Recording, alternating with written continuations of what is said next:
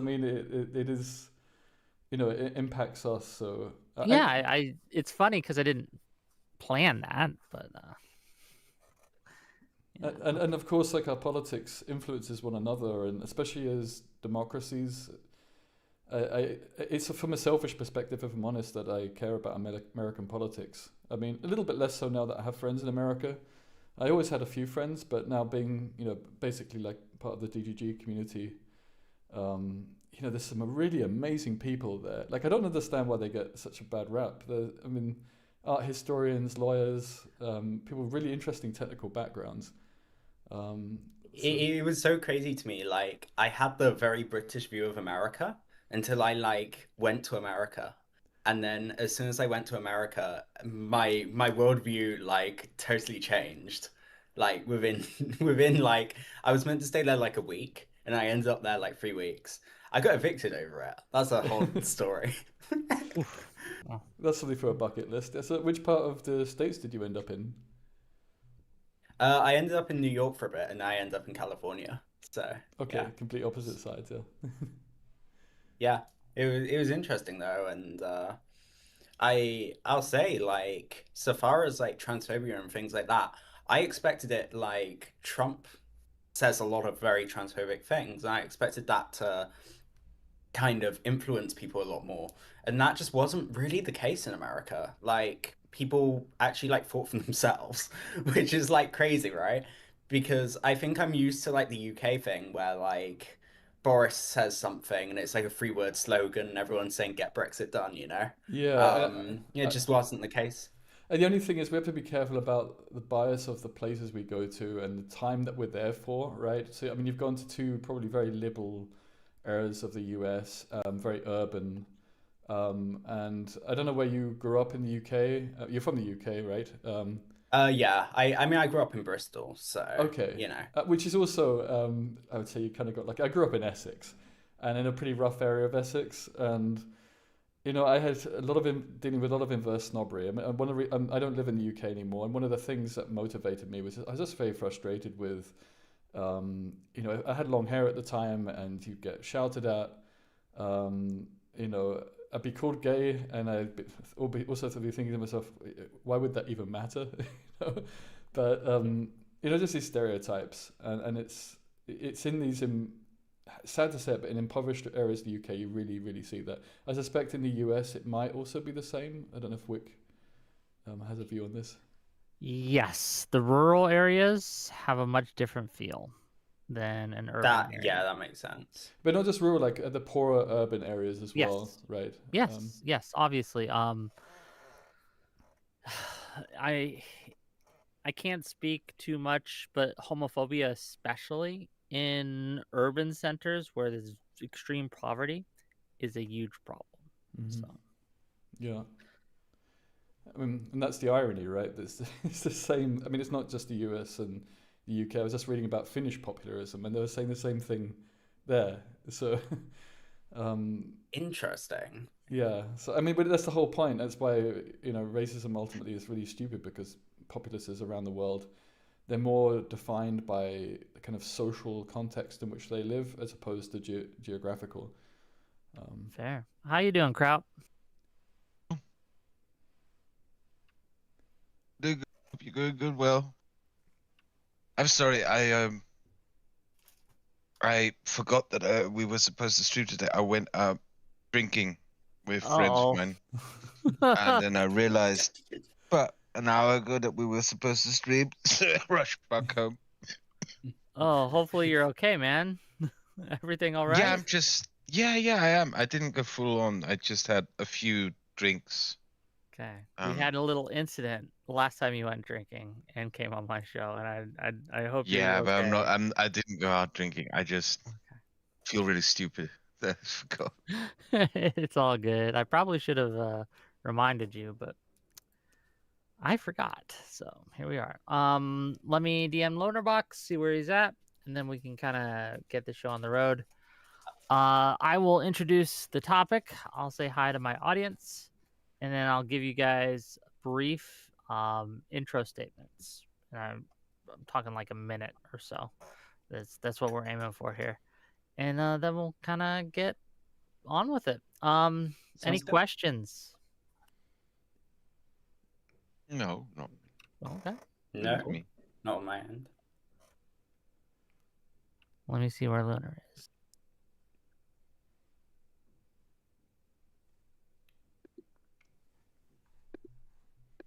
Let me just make sure my phone plan's okay because I'm tethering right now. But I'll fine. just upgrade it if it's not. So That's fine. I, Okay. We got the full cast here. Lonerbox, how are you doing? Good. How are you? I'm doing excellent. Now that everybody's here, at least. So, like I said, once your camera gets working, we'll start this show. I'll introduce it and give you guys brief opening thoughts. We'll start with reason riffs here, and then we'll kind of go around. Do you have a virtual camera or something? Yeah, one sec. Yeah. Give him a minute. Same drill.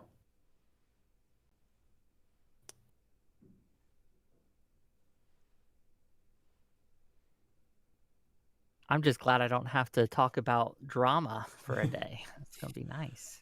Hopefully that Kind of is drama in a way. Sure, but not drama involving me directly. So, I mean, that drama stuff, I don't know. I mean, someone seems to have reported my YouTube channel, even though it's tiny. I got a message saying it's against community guidelines, and I've done nothing. So the assumption is that someone's trying to spam it for some reason, but I have no idea. makes me I paranoid don't with know. everything that's going on. So Hey, I mean, your paranoia is justified. Okay, let's get this party started.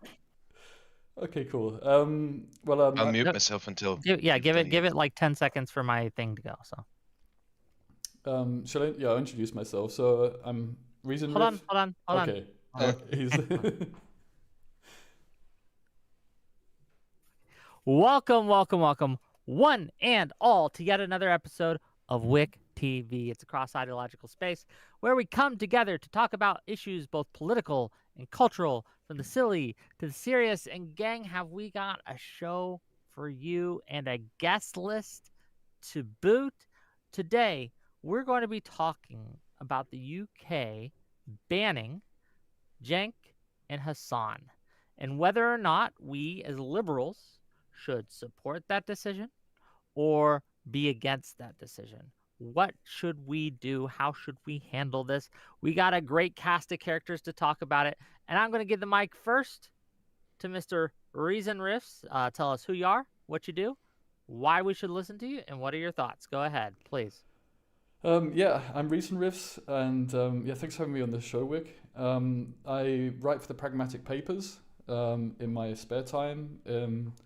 I also like playing music. I do long distance rides across Europe, Near East Asia, and I'm also a physicist, theoretical physicist, researcher. Yeah, my position with regards to this is maybe a little bit of a unique one or a nuanced one. I'm probably going to please nobody in this regard.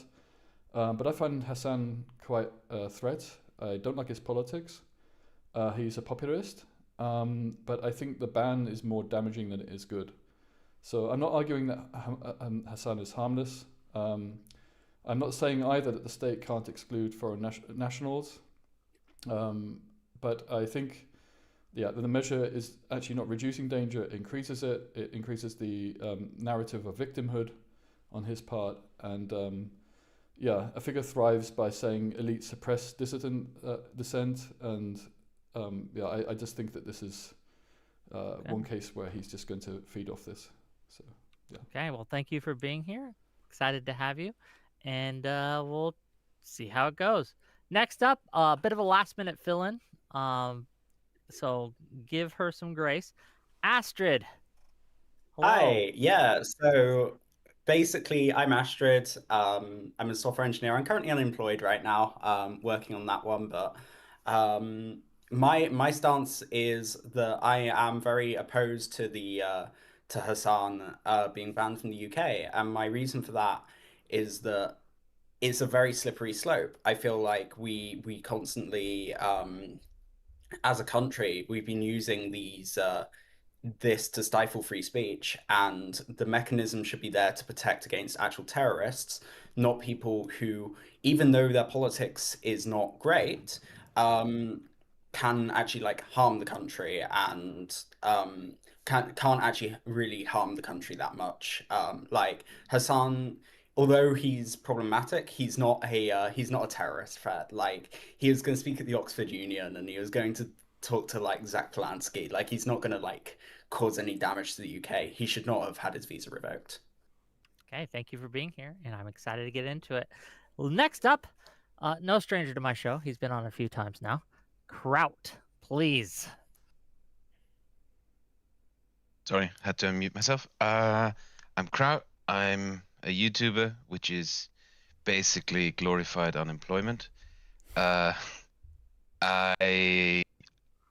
disagree with the previous two guests on your stream. I actually approve of the fact that Hasan Piker has been denied entry to the United Kingdom, and I believe that he should be denied entry to the wider Schengen area in Europe entirely. But I guess we will get deeper into that and for why I believe that, etc. later on. Well, thank you for being here, and yes, I guess we will get into that later on. Appreciate you, man. Last but certainly not least, the box himself, Lonerbox. Give it a go. Yeah, I think there's been this kind of increasing issue that we're kind of seeing backfiring now, is that liberal societies tend to just kind of like spoil people a little bit compared to any other form of society. Like we offer more freedoms of travel and speech and everything else compared to just about any other society that's ever existed in the last like hundreds or maybe even thousands of years. Definitely more so than the regimes that people like Hasan support. And then we get in a situation where something quite benign, I think, gets revoked, which was not a visa, by the way, it was an ETA, which you can, your approval process for an ETA can take about between 1 and 3 days. It's very, very quick. I don't know if going through a visa and like a proper vetting process might have saved him, but given some of his behavior, I think there's plenty of reasons to think that there would be not much to gain from allowing someone on this kind of like visa waiver program for what, £20 and a very fairly quick process. I think it's quite telling that this debate didn't really come up when last month we blocked 11 people through, I think it was mostly from ETA denials, for wanting to attend a Tommy Robinson rally. We've been doing that for quite a while, actually. Lauren Southern was someone who couldn't come to the UK. And then a lot of these people are, some of them are, you know, a lot more inflammatory, but some of them are quite similar. These a lot of these people are like right wingers, or definitely, ironically, a lot of very pro-Israel people who don't publicly incite riots, who don't publicly call for violence or anything like that, but they cause a stir up, and they cause a stir up in the sense that they can be seen to support things that at this moment in time are just not very conducive to what's good for the UK or for like European countries in general. So I think with Hasan, there's been quite enough evidence of him doing that. With Cenk, maybe I'm a bit less sure, but I don't think it's like a drastic waiver. And as for the victim mentality, they're going to do that anyway. Like, I don't really know why that would be any kind of grounds to not revoke this from him, but we can see. Well, let's get into it then. Reason, I believe your claim was that it was doing more harm than good. Why don't we start by elaborating on that, and then we'll open discussion and get into it. Go ahead. Okay, well, there are two wings to this argument. Firstly is the increased exposure. Sorry, I just had a massive explosion. Okay, it's fireworks, fine. The increased exposure that he's experienced. Actually, could you show that first, that plot of the two graphs? Give me a second. So I was looking at this Google analysis on search terms for Hasan Piker, and because we have two good test samples for this, right? We have the 2024 when he came for the Cambridge meeting, and then he was coming for Oxford this time, right? So okay, need to yeah. Can you guys see it? I got it up on my screen. Yeah. How do I? Okay, now I can hear myself. Okay. Yeah. So this is one. The bottom plot here was from the 2024. So it's normalized to the highest point. And the funny thing is, the highest point wasn't even when he came to the Yeah, to the union. I think it was the Oxford Union, right, the first one, or Cambridge Union. And there's some clips around on the internet about that, but it didn't really make a huge splash in the water. Whereas now he's become a massively searched guy in the UK. So even without the victimhood discussion, he's been exposed. I think even my mother was asking about him now.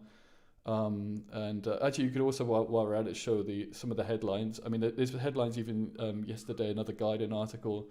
This is all over mostly British media here, and Sky News isn't exactly a far left outlet. So he's got this massive exposure as a result of this ban. So it's not even a case, even if you don't acknowledge, which I think is debatable, the victimhood side of things, his exposure is exploded in the UK. And I just simply don't think that's a very good thing. A lot of even the centre-right newspapers, they're portraying it in a sense that he's been somewhat hard done by, and the far right are also portraying this as even more evidence of a fascistic state. And let me be clear about this. I don't think that the state should take no measures, right? And I do think it's a very concerning problem. I think Loner and myself actually agree on this. We shouldn't. I like what you said. I agree that we've been spoilt with our liberalism in this very idealistic manner, and there are some measures that now need to be taken, pragmatic measures. I just don't think these measures are effective when you're going after these individuals. So they're the two ways. The victimhood thing we can discuss maybe later, because that's another issue. But it's hard to deny that the massive exposure he's got has then given him a bigger audience. Okay, well, yeah, one question. Whose fault is that? Whose fault is it that we do this for people all the time? It's only when it happens, it actually very rarely happens to people on the left. And now that it does, all of these, but I actually argue that this is also the same thing as liberalism, just kind of bending over backwards to people who exploit our values against us. We know that Hasan doesn't give a fuck about authoritarian regimes denying people's free speech, as is defending a Chinese police officer searching him in Tiananmen Square to make sure he's not making fun of Chairman Mao on his phone, right? So we know that he doesn't care about any of that. But now suddenly all these liberal outlets are like, oh, what about the free speech of people like Hasan and Cenk? Well, no one was, I don't recall the press lighting any candles for Ezra Levant or for Avi Yemeni or for I don't agree with the outlets. Valentina Gomez last month either. So I mean, I don't agree with these outlets. It's just, it was inevitable this was going to happen. It's just about being realistic about what these measures take. I know you fight against being too idealistic in politics, right? But this is again one of these things of ideally this would have no effect and he would just go back to his little cave in California. But this isn't reality. That the reality is he's going to get this kind of exposure, and it's going to be portrayed this way. And the victimhood thing is a well-studied thing in popularism. He's going to utilize this, let me ask you a question, Lauren. If he was coming over to the UK and he was banned from an audience of say 5,000 people, but he was allowed to go to an audience of 100,000 people, would you be okay with that? If you could only ban him from 5,000 people, but you couldn't ban him for 100,000 people. So wait, you ban him from 5,000 people, but because you've banned him from 5,000 people, he goes to 100,000 people. Let's just say that's the only thing you could do legally for one reason or another. Would you implement that ban if he was still able to go to the 100,000 people rally? Wait, if he was still able to, wait, Yeah. so you're saying that you could, but you can still, so he's going to do that anyway, even if you. Well, you couldn't, ban for him? some reason, legal reason, you simply couldn't do that. Within the remit of the law at that point, you could ban him from the 5,000 people, 500 people, whatever, but the 100,000 people you couldn't ban him from. Would you at least ban him from the 5,000 people rally? I don't really know how that hypothetical maps onto anything here. In the same country, I'm guessing? Well, yeah, in the same in the same country. Yeah, for sure. I honestly don't know, but maybe you can tell me what the purpose of that hypothetical is. Well, because he's online every day, right? And he gets massive exposure every day. It's far, far greater than any exposure he was going to get just doing an in-person talk in the UK. And having this frankly tokenistic ban, it's just given him this victimization clout. And it's frustrating for me to see, because I don't want to see his politics, frankly, anywhere near the British media. I don't want to see him influencing young people and radicalizing them. And I say radical, and I do mean that. And when I say radical, I mean it's an us versus them. It's just typical populist rhetoric. And it stops people from being able to think critically in politics, from acknowledging that they might be wrong, like we should all be doing in this debate at some point, right? We can all, if we can admit that, that's a really healthy thing. And populism kills that. So I don't want his influence. And his influence is far, far greater online than it is through these offline meetings. And he's now going to be able to take people in more easily, because if I was young, I could easily myself land the imagine, plane so we can get some response. Yeah, I can imagine it'd be easier for him now to go, look, I'm a victim. And that will work with a lot of impressionable people, and it's going to be hard to pull them back from that position once they've gone. And they're the people we need to appeal to as moderates. Yeah, so this is you're kind of doing something that I'm noticing a lot in the political discourse, and it is really yeah, it bugs me, because you're saying that like it was inevitable that the press, the mostly liberal press that you showed links of, by the way, would just say, oh, what is this not really contrary to our own liberal values that we so cherish? Even though we disagree with this person, we should fight for his right to come to the country and say what he wants to say. Like, to me, I don't think that should be inevitable. I think that is pointing to part of the, like you said, like the reality of it is that lots of the liberal center left are just allowing to bend over backwards for these people, rather than joining into the cry of explaining like why something this might be okay. So I would rather that. I don't think that innately means that the revoking his ETA was wrong. I think that means that, as well as revoking the ETA, I think people who are on the liberal center left, or even the Home Office themselves, could have come out and said something like, why would we call this a free speech issue? It's an ETA. Second of all, this guy literally celebrates and supports groups like Palestine Action as they were attacking an RAF base and vandalizing equipment. Like, the guy is saying, I want to support a group that is attacking the British military. 3 groups that have attacked the British military. He supports the Houthis, who have attacked British positions. He supports Iran, who have attacked British positions. And he attacks Palestine Action, who attacked the RAF bases. So the United Kingdom is saying, you have supported people who are attacking our military. I think it's okay to revoke a visa waiver from you, and that is not anti-liberal. That's I want to hear from basically defending itself. Yeah, I want to hear from. I'll let you respond briefly, Reason, but then I want to hear from Astrid, and then I want to hear from Kraut. That order. Go ahead. We don't disagree on an awful lot, but the order of how we do this needs to change. We need to repair then the media first. Otherwise, we shouldn't be surprised with the outcome. And what we would like it to be and what it is are two different things here. This outcome was pretty inevitable with how our media would react. And our media is shitty, but that is the media we have.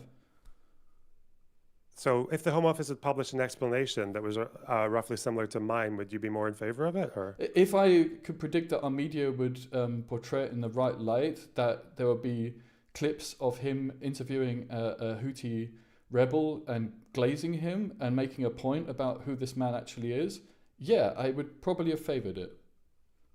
Okay. We do need to get Astrid and Kraut in here, so we'll get back to that, I'm sure. Astrid, please. Hi. So earlier, when you were going through your initial points, Lonerbox, there were a few notes that I made, and I want to come to them. I think compared to the ETA stuff, so I think compared to Unite the Kingdom, I think the context was a bit different, because this is.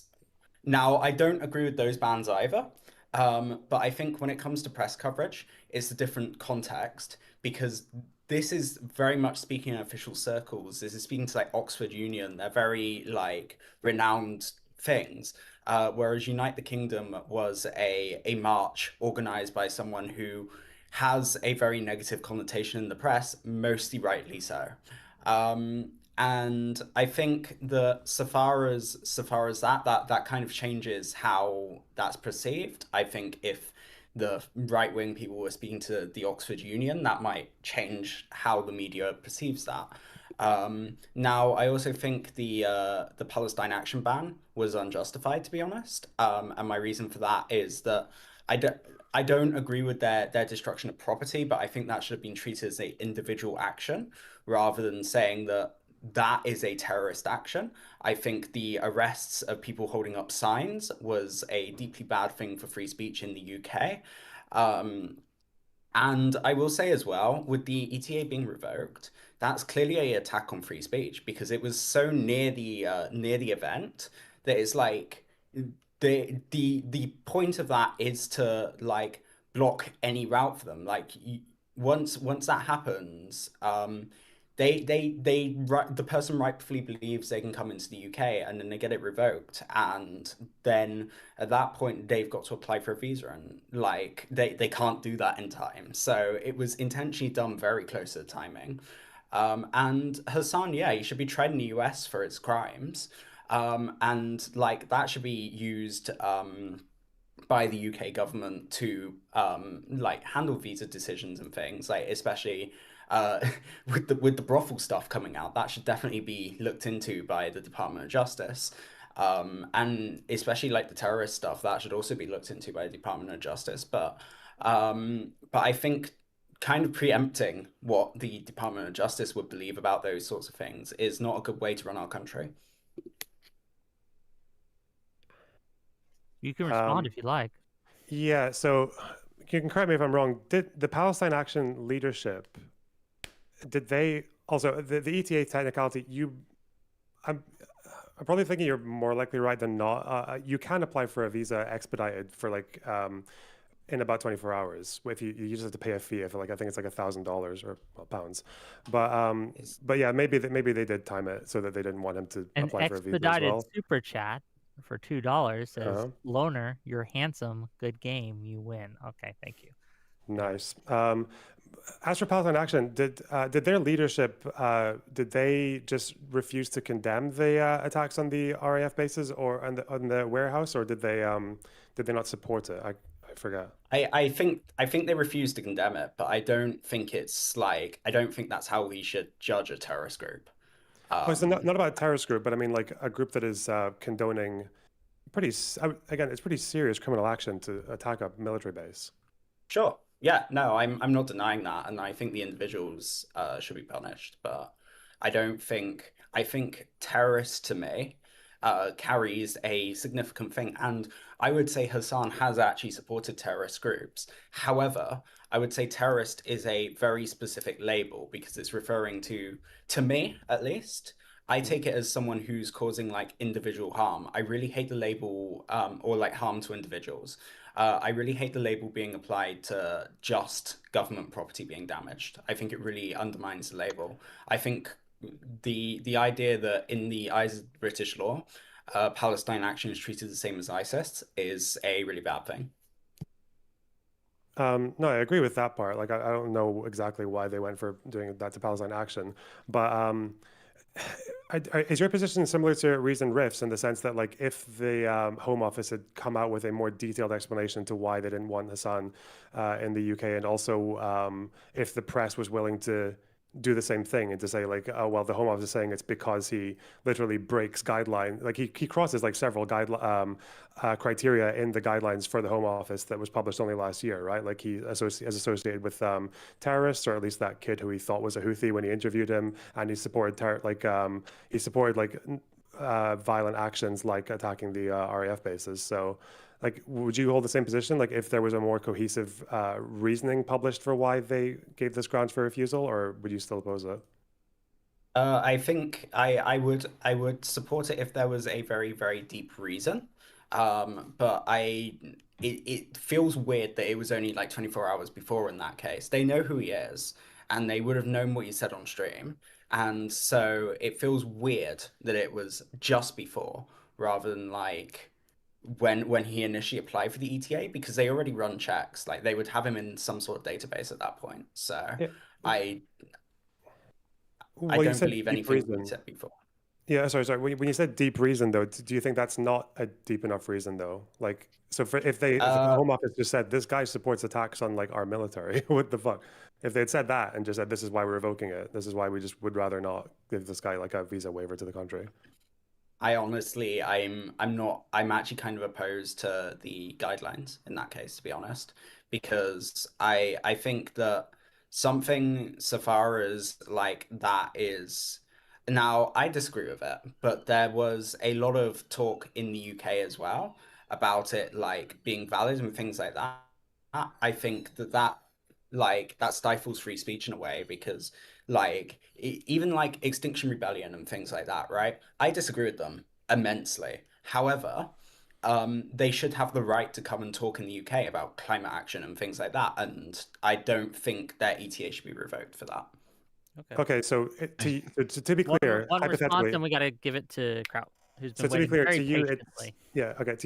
to you, it's fair to say like it stifles free speech to say this guy Box Loner is preaching about how based it was to like attack a barracks in France, and France is saying we're going to deny you an ETA to come to the country. That stifles free speech to you, right? I think yes, unless there's a like direct threat to like a human or a group of humans, or like it really depends on the context of why the person's coming, right? Like if they're coming to speak to the Oxford Union, I think that's very different to like I'm gonna lead a protest, you know? Oh, Kraut. okay. Yeah, sorry, I'm just not very comfortable with interrupting people, so I don't like to interject as much. Now you have the floor. Go ahead. Yeah, I think the point that Reason Riffs made in his last statement is very reasonable, no pun intended here, being that the British government did a very bad job in communicating the reasons as to why they denied him the ETA.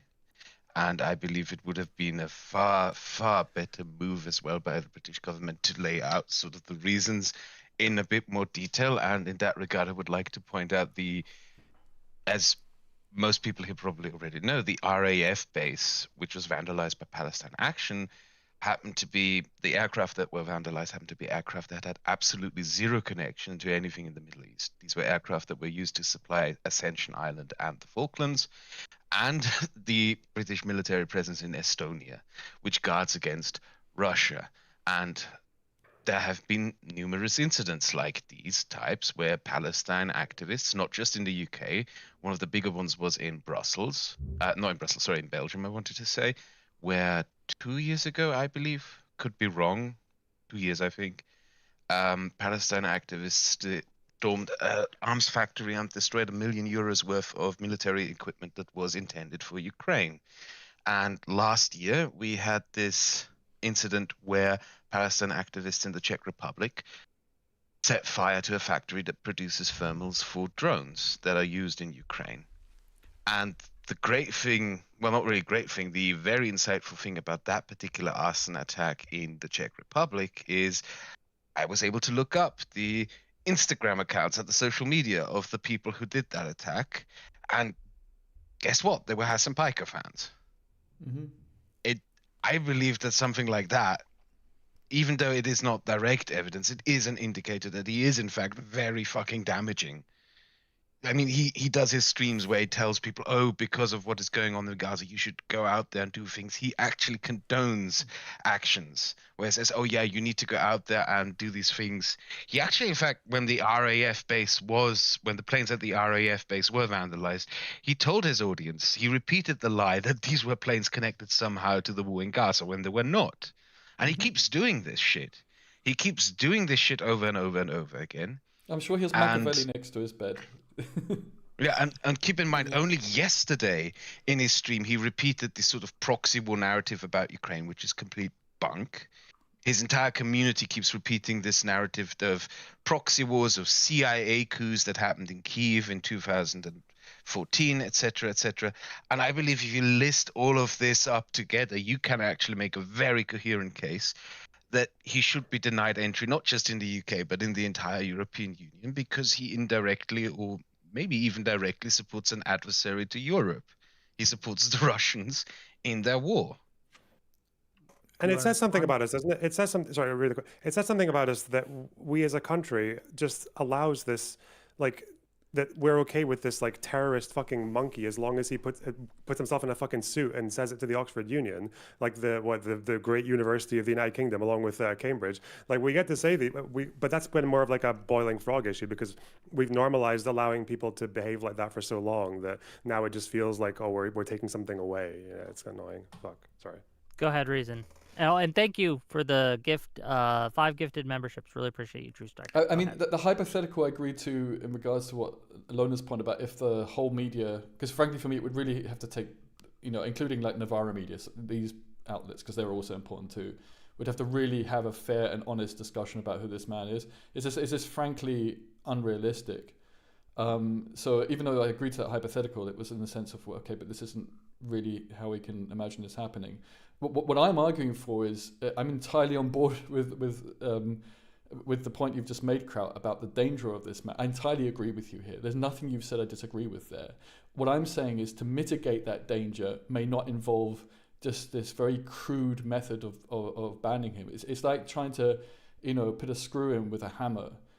It's actually going to cause more damage than it actually helps repair.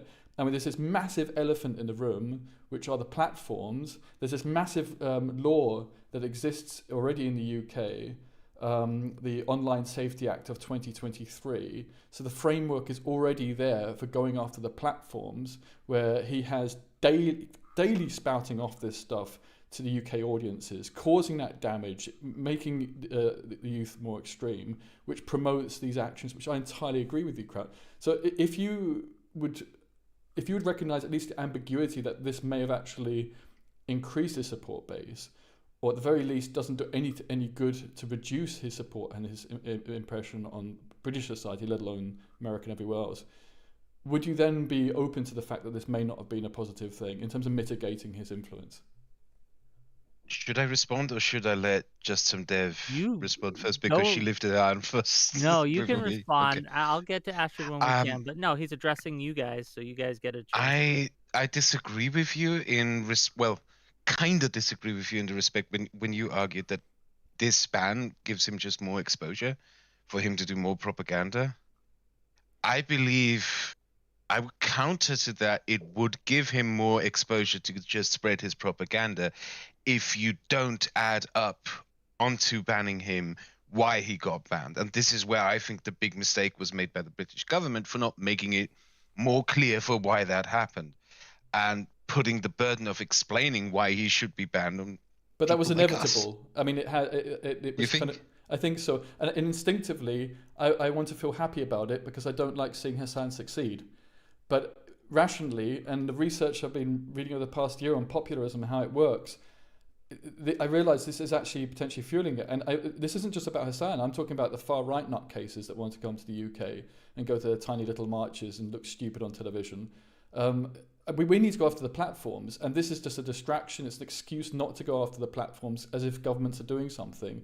And the platforms are still there. They daily provide stuff there. You see what's happening on X every day, for example. It's very difficult to do with Twitch because I myself am entirely new to this streaming thing as well.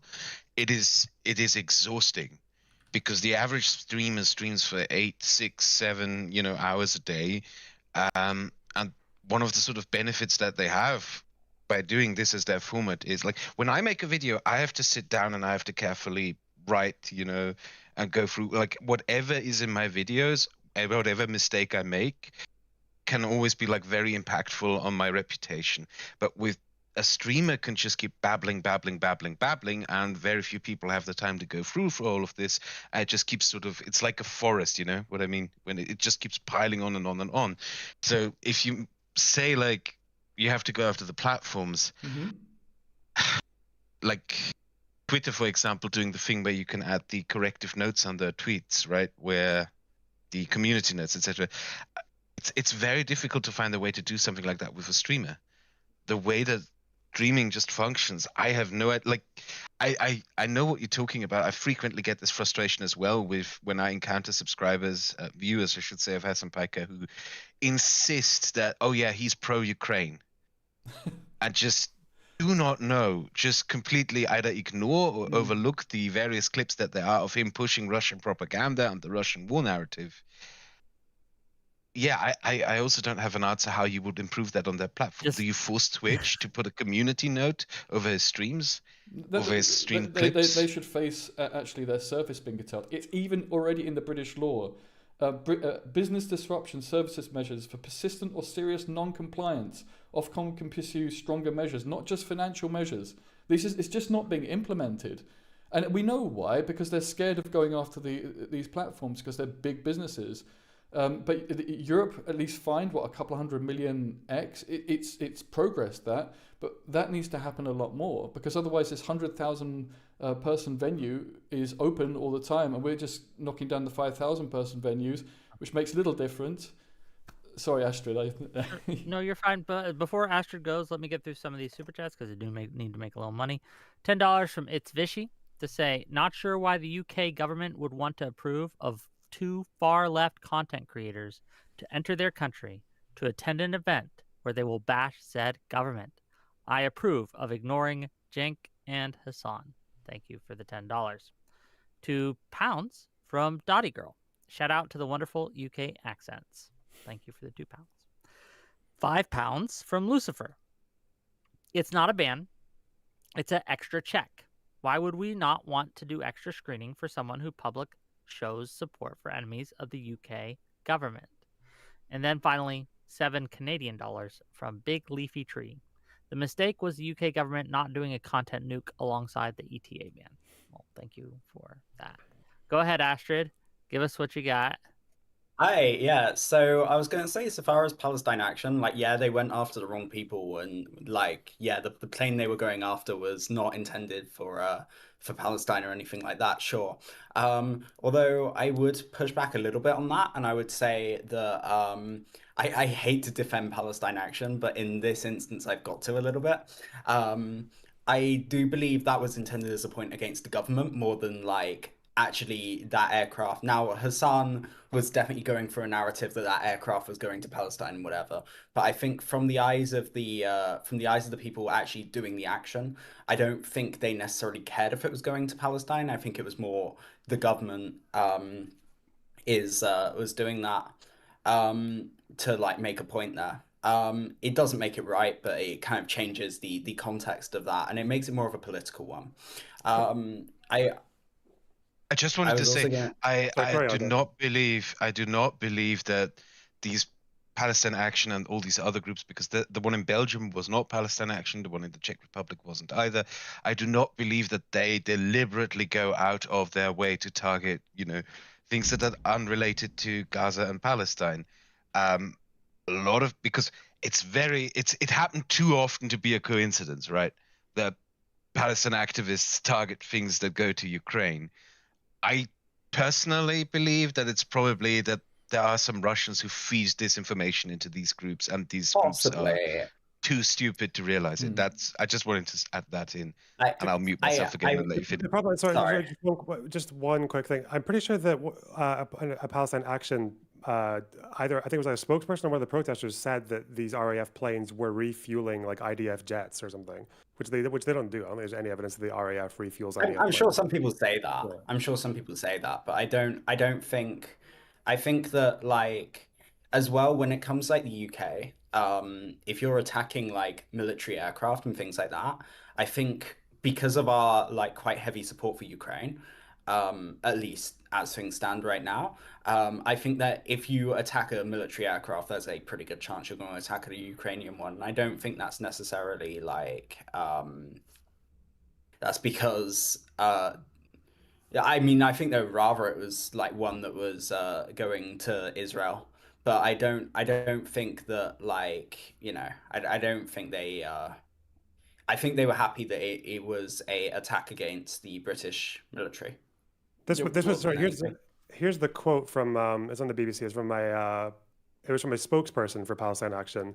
They said, despite publicly condemning the Israeli government, Britain continues to send military cargo, fly spy planes over Gaza, and refuel US and Israeli fighter jets. I think 2 of those 3 claims are completely false. But I mean, yeah, sure, but like that's not saying that jet they attacked is going to Israel, right? I find it insane. I'm sorry. It doesn't matter where the hell it's going. It's a terrorist attack, actually. So I think they've gone too far. And then maybe there needs to be like terrorist light and terrorist heavy to differentiate between them and say Hamas.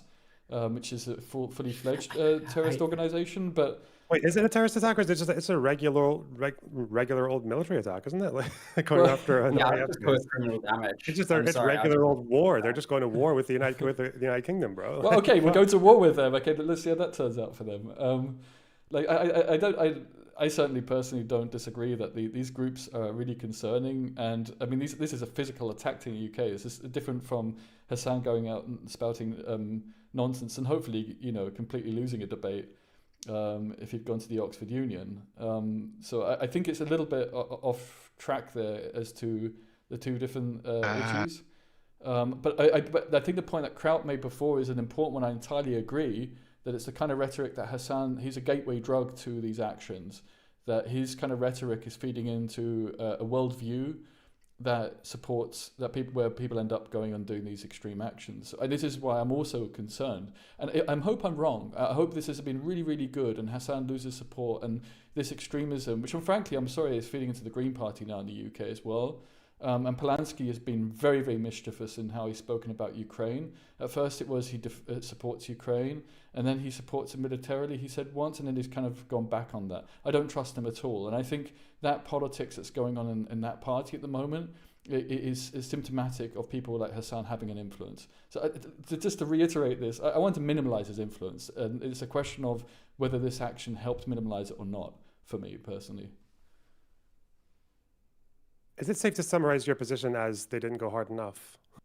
It wasn't strategic enough. They went hard and they went soft in one area, which has actually just made things worse. It's a bit like a military strategy where you kind of give away your position and it just looks weak, and you don't go after the weak points in the front line of an enemy.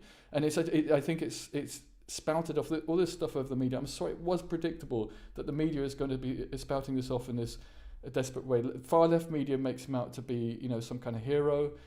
Centre ground is going to say, hey, what's going on here? The far right's going to say, look, we live in a fascistic state. I mean, even though these laws predate this current Labour government, it was predictable. It really was predictable. And I know the feeling of thinking, oh, great, Hasan's been hit. But in the end, you just see a massive spike in him being searched for on the internet. You have my mother asking about him. It doesn't feel like it's actually being effective in reducing his support. So really, you're on our side. You're just being fancy about it. I don't think he is. You had your hand up. Sorry. I don't think he is. But I know Kraut wanted to say something. I know Astrid wanted to say something. So Kraut. I think that, yeah, sure, it brought him more attention to the news, but does that necessarily have to be a positive thing? It could be just as well that people look up, why was he banned from the UK? And in their searches, they end up in places the articles where people explain. Have a look at the articles. articles. No, the articles are just like crying over him. Yeah, the BBC. Yeah, the articles. Yeah, exactly. They're crying about it. They are. Yeah. For now. But now that there is more attention on him, the idiot was dumb enough to just yesterday talk about how Ukraine was supposedly a proxy war caused by NATO. That clip is now out there. And maybe his new audience saw that, and maybe that makes people question a little more. I do hope so, and I do actually. I am optimistic so. that a lot of people. I am more optimistic, I guess, than you. That I think that some people are able to critically observe something. No, but I can see an alternative. Maybe I'm not blackpilling here, right? Literally reading through the British law today, I was thinking, wow, you're gonna have to really build this whole massive framework that doesn't exist.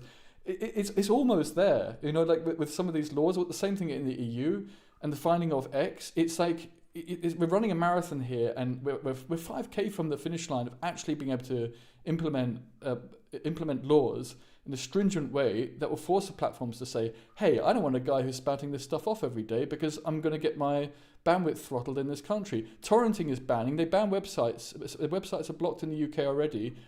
This kind of threat could be posited as a form of punishment rather than the financial threats. But the framework of the law is already there since 2023. Go ahead, Astrid. Yeah, so I was going to say that a couple things, one on the Online Safety Act and one on Palestine Action. I would say so far as I think the attacks, they're criminal damage, they're despicable, and the group should be condemned for it. However, I wouldn't go so far as to say it's a terrorist attack. I think terrorist attack to me You don't necessarily have to claim lives for it to be a terrorist attack, but you do have to damage something that has a very good chance of claiming lives, in my opinion. Now, I'm sure there's like different definitions, and you can pick one that's like not that, but that's my opinion. A terrorist attack, it has a certain imagery to it, like 9/11. They went in to claim lives, right? Um, and obviously with the jet, they weren't claiming lives with that. I don't think anyone's like claiming that. And I'll say as well, I'm opposed to the Online Safety Act on like a number of levels. There are positive things in the Online Safety Act, but I'm opposed to it so far as it's the UK trying to assert their sovereignty on like many different countries, especially US countries, especially US companies, sorry. Like if you look at like Preston Bryan's Twitter, I think that's his name. He's currently defending 4chan and Kiwi farms. Now, I'm not particularly happy with those two entities, right? But I don't believe that they should, after they block the UK, they should be attacked by the UK government. I don't think that's how that should work. Actually, as well, I'll add on so far as like the Green Party, I think that yeah, there's a lot of very scary stuff that's happening within the Green Party right now. However, I will say that I think that on some issues, I can fully see why people like. I was for a while like a paid up member to the Green Party, and the reason for that is they're the only party that's defending like trans rights right now. I know it's a very different topic, but they're like that's the state of things, right? There are certain things that the Green Party is the only party defending right now. I guess the question I have for Lonerbox and Kraut, right, and to Reason's point here, this doesn't seem to be working. This strategy doesn't seem to work, and at least the evidence that I've seen, it seems to be counter-effective. So why advocate for continuing a strategy that is failing, I guess, is my question. Oh, no, you go first. I mean, I'm actually going to probably agree a lot with what Reason Roof was saying.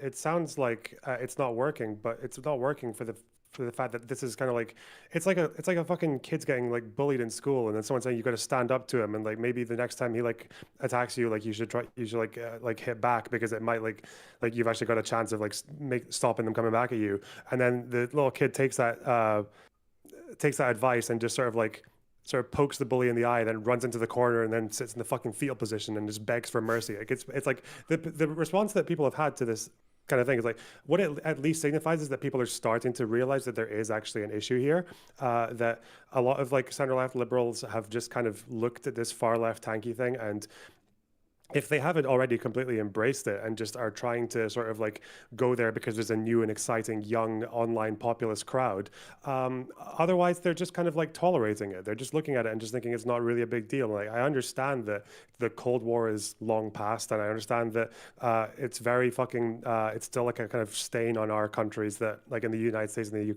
United Kingdom that we went to Iraq and Afghanistan and just left them a complete fucking military failures basically.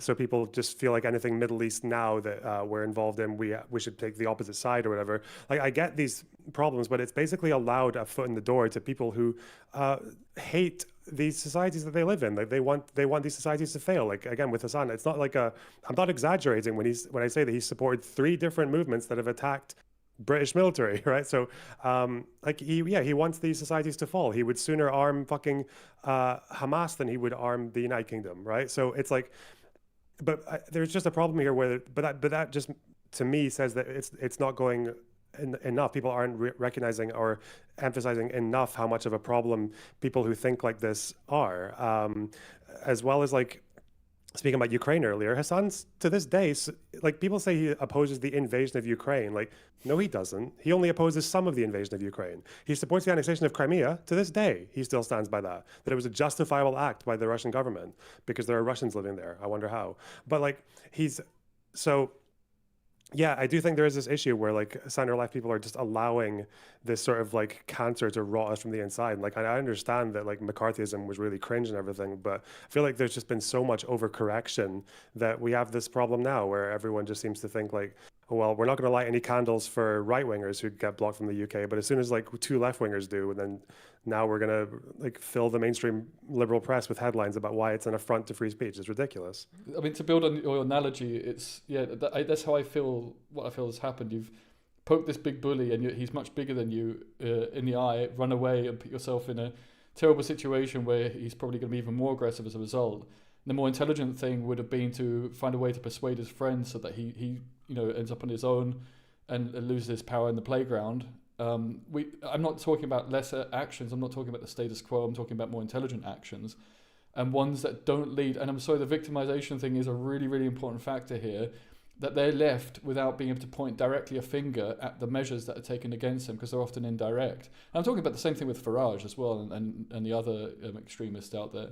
That you need to be clever about how you basically don't cooperate with them, because it is a kind of a tit for tat strategy. And so the rhetoric isn't so aggressive on top. The measure doesn't look like it's really pointing directly at them, but it hits them even harder than these kind of brute force measures that are going after these individuals. And it's a lot to do. It's also to do with the conventional media, not just the new media and the platforms. But there's an order to this. If we don't go after that first, maybe after that, then these bands of individuals can help. But I mean, look what happened in the end. I mean, it sounds like you're possibly agreeing that in the end, the consequence hasn't been particularly good. If you look at the articles that have been written and the consequence for Hasan's support.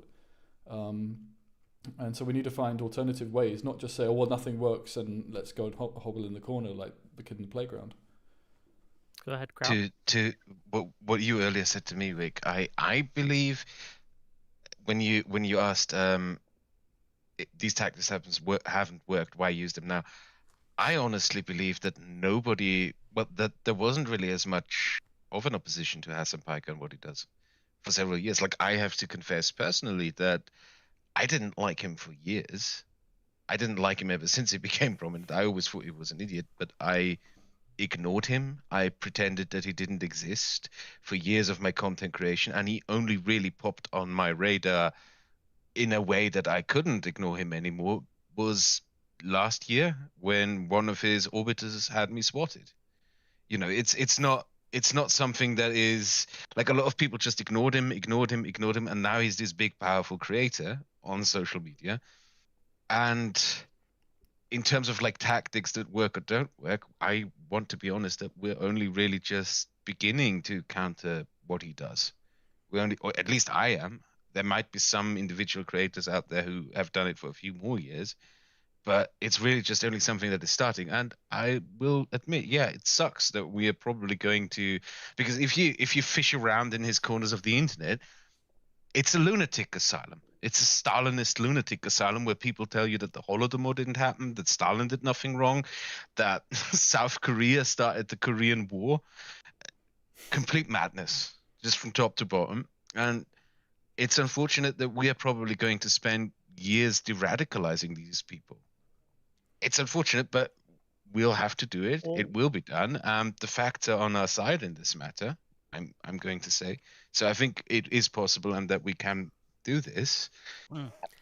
So that's my counter to you, that we're only really just starting. Yeah, but one of the reasons that they have, and I see Astrid. Well, you know what? No, Astrid, go. I'm moderating. I got my moderator hat on, so go ahead, Astrid. I was going to say, like, I think as well, like, if you want to de-radicalize people, I think a better strategy to that is you let all the ideas out rather than trying to suppress some, and then you make your ideas more attractive. So I think right now in the UK, a lot of extreme views are winning out, and the reason for that is the government's not working. The government's not helping people.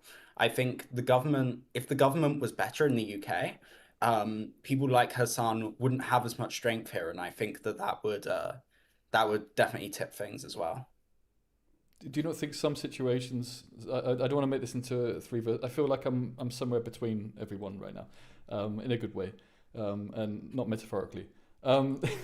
Do you not feel that in some way that there may not be an easy solution for a government at this point in time in the UK, considering the mess that the Tories left behind? That they're doing their best in many respects, and it's not being recognised. No, I don't think so.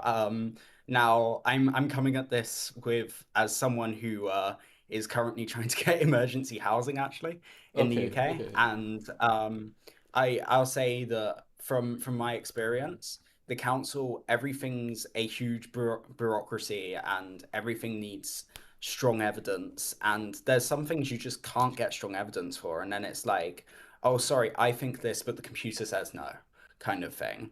And there's a lot of things like that, and I genuinely, like, even outside of me, I think that that's something that is affecting everyone. Everything's so bureaucratic, and I think that there's certain things where if you let people, now there's going to be some abuse, and you need some caps on that, but if you let, like, I don't know, very high up people within like councils or like government and things like that, if you let them be like, no, I'm going to override that in your case, I think that for a lot of people that would solve so many problems. I think that, yeah, that's where we're at as a country. It's just everything's a checkbox, and it's just creating so many problems. I think that's a fault of Labour's making. You don't think it's just a hangover from the Tory government, and it's just a question of they've got a big long list of things to solve and very little money to solve it No, with? not really. I think that yeah, but that's the thing, right? Is a chicken and egg problem. They have very little money to solve it with because they're not dealing with the problem. So if they actually like dealt with the problem, they would have far more money to deal with things like this, because they wouldn't need to spend all the money. Because like when you like, especially like with housing or something like that, like there's downstream effects from not giving people housing, and like the government just ignores that, right? So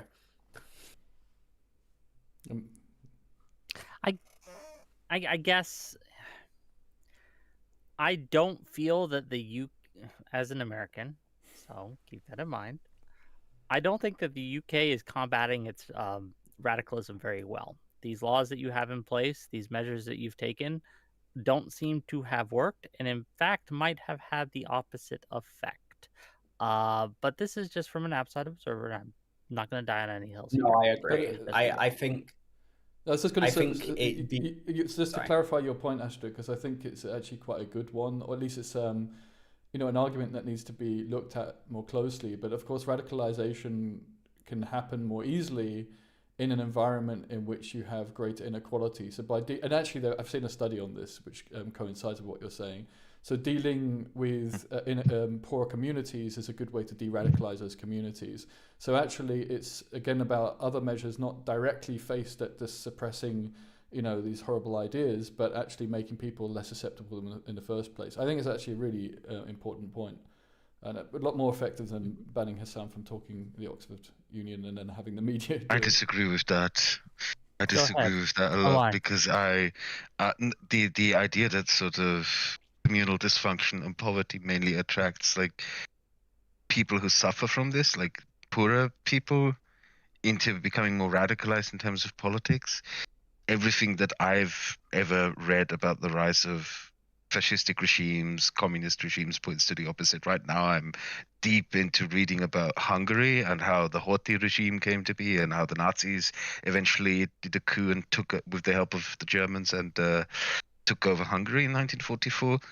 That was the single most bourgeois movement you could think of. There was nothing working class or poor about it. Well, it's not to say it's the only way. It's a weak implication. Yeah. I'm not saying it's the only way it can manifest, but I'm saying that when poverty does manifest, it's a gateway to people. Because let's be honest, what populism is, it's a simple solution. It's wrong, but it's a really, really simple black and white framework. Without all the ambiguities, without saying, oh, the government may not be able to solve all the problems in one term, right? So it's really, really appealing the more desperate you are in your situation.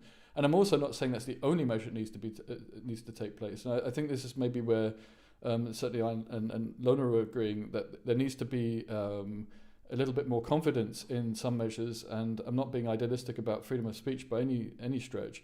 We need to. This isn't working, and even solving the poverty issue in the UK or the squeeze on poorer families. That alone also wouldn't be enough, but it is part of a package that would deal with it. Whether the Labour government right now has the money to, I think the some taxes are too low. I don't think your country will issue. be fixed until you reverse Brexit. So I'm in that camp. I think that Again, there isn't another really much you ingredient can to a do. really nice cake, Yeah. but the cake needs multiple ingredients. Yeah, okay. Now I I want think we can cake. compromise that. $10 from Lawson Harrison. The slippery slope of free speech and censorship is looking a lot less perilous than the path we're currently walking. Thank you for the $10. Some of these things are not free speech laws. That's something that a lot of people don't seem to understand, especially in the Anglosphere. Yeah, but I live just real quick, to the topic at hand, which is the ETA revocation, the ban, whatever you want to call it, that is a free speech issue. You would agree? Okay. Yeah, but let me give you an example. There's a guy currently rotting, like I live in Austria, there's a guy currently rotting in an Austrian prison for 17 years because he ran an illegal Nazi music providing system where he published Nazi music and made it available for people. And he got charged for that, thrown in jail. And I've seen a lot of like very far right corners on the internet. The David Duke corner sometimes like to call that censorship, free speech, blah, blah, blah. When you're charged for being a Nazi in Austria, you're not charged under hate speech laws. You're charged for treason.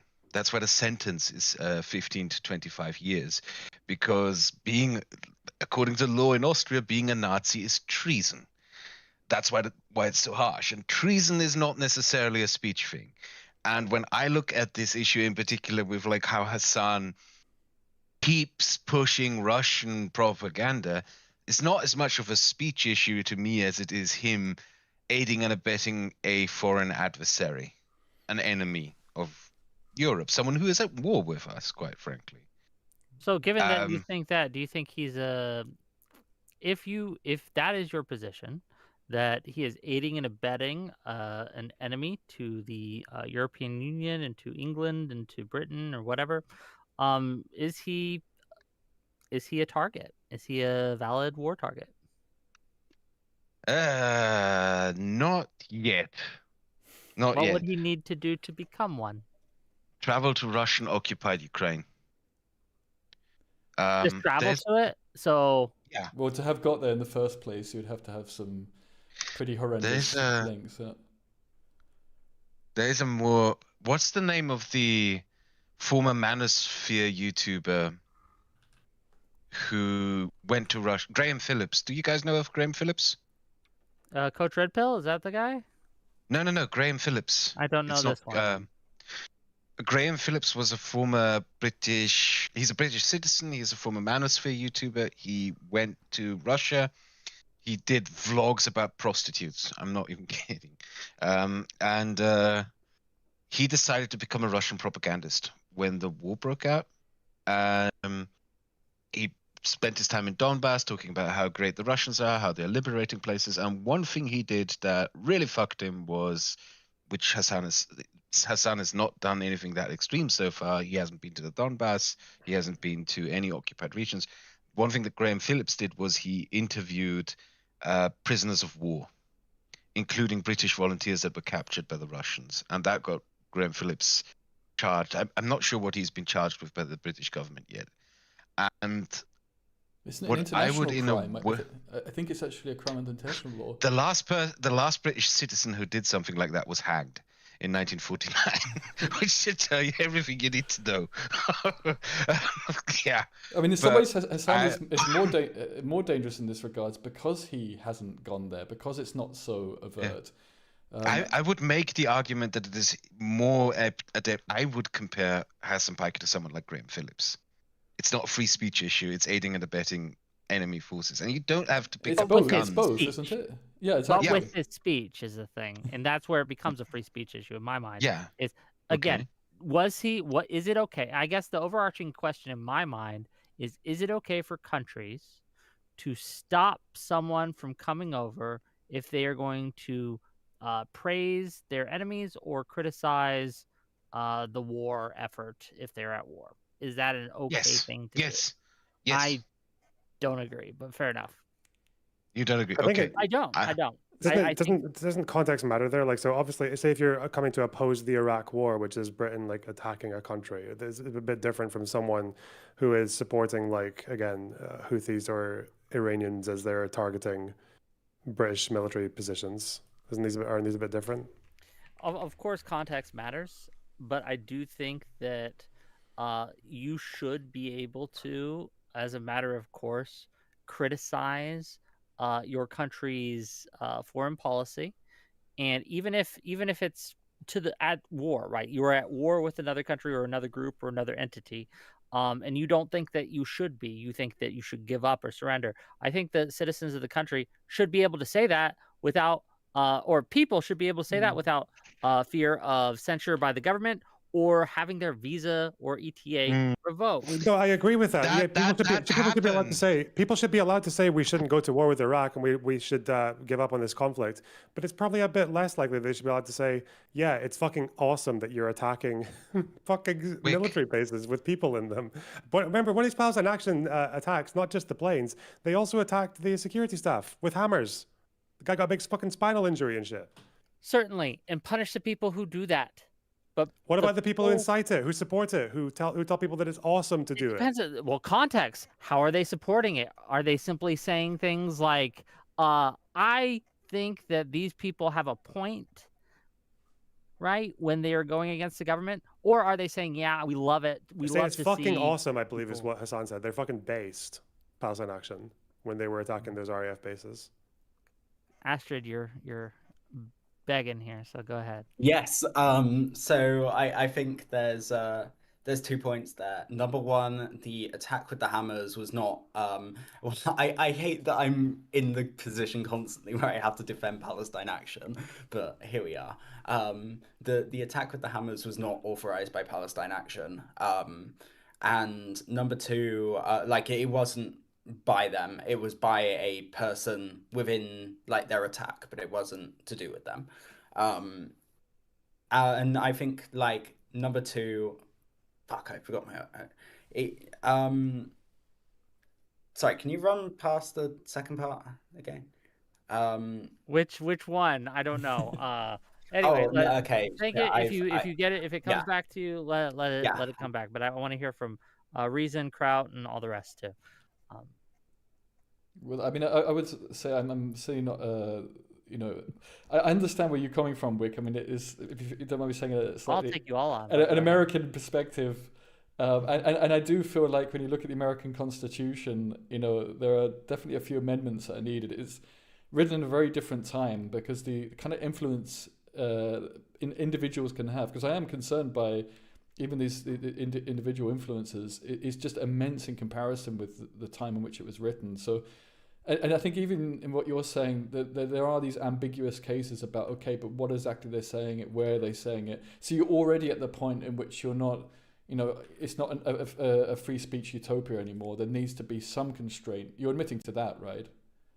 I mean, obviously, there are certain things that deserve censorship. If you're going out, giving away locations of troops and things like that, and saying you should target this place specifically. They are weak. There's the fence on the south side is weak, and you can cut through it with, like, okay, I get you, right? Mm-hmm. But if you see something happen and you say, wow, I like that it happened, even if it was an attack on someone's country, I don't necessarily think that you should lose your right to travel, incidental travel. And this is to go to a debate, right? To go to a debate. They took it away and stopped them. He wasn't going to debate anyone. He wasn't going to debate anyone. Yell at me. Go ahead. He wasn't going to debate anyone. That's something that I wanted to put. He was going to speak at a Oxford. Yeah, he was going to give a speech. Right?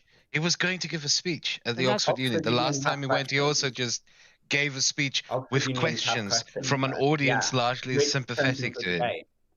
Yeah. No, that's not true. Oxford Union. He is wasn't quite going. Let's be very honest about this. He wasn't going to debate anyone. It wasn't one of the Oxford Union debates that everyone watches where two people have opposing arguments. That's not what he was going to do. Yeah, I don't think He was going to give a speech. I don't think that's an argument for why it would have been fine for him to go. I just don't think the And overall effect. The second thing that I wanted to point out is also he's an American citizen. He's not a British citizen. He's not an EU citizen. There's no visa-free travel for Americans to Europe yet, to Britain yet, and a country can decide to just not let someone in. Okay, it's still about For freedom. many reasons. It's still a freedom of speech. Like, for I example, think. if the country said, we don't want any more Muslims in our country, I would oppose that, even though I do agree that a country has a right to refuse travel to anyone, right? I think the country has a right to refuse travel to its borders. They should have that sovereignty. But the reason you ban someone or the reason you stop their travel, and to the people in my chat saying, oh, he wasn't banned, he just had the ETA result. If he had gone to get that visa back, he would have been denied based on the current rules. That's just a fact. I don't know. You could argue with me if you like, but that seems to be the case, that if he had applied for the visa, he would not have gotten that visa. It would have been denied. Yeah, sorry, I actually read about this part of the law. There was, if I'm going to get this up, but the way he failed, it would have failed under, it's S12, S13. There was some part of the law which was applied, which would apply for him getting a visa. It was a boilerplate reply in terms of, oh, you can get a visa instead. No, there's no way he could get in to have a public conversation in the UK, ETA or visa. It's irrelevant. And the fact that it was left so late, I mean, it's the point that Asher was making. It's kind of clear to prevent him from coming in. I don't think any of us are really disagreeing about that.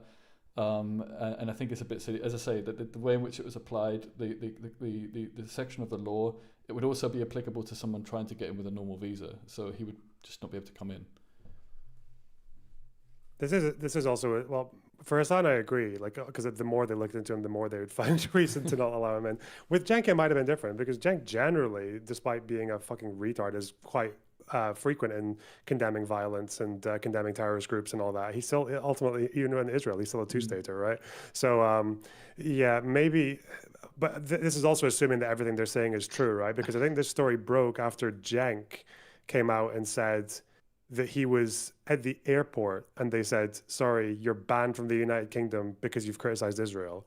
Cenk literally said that. So I this just is want to be assuming that he's clear. telling the truth, which he absolutely isn't. Yeah. Like, I just want to be clear. Both of them are lying about the incident. Both Hasan and Cenk are obviously lying about the incident. They aren't being banned simply for being critical of Israel. That's a lie, a bold-faced lie.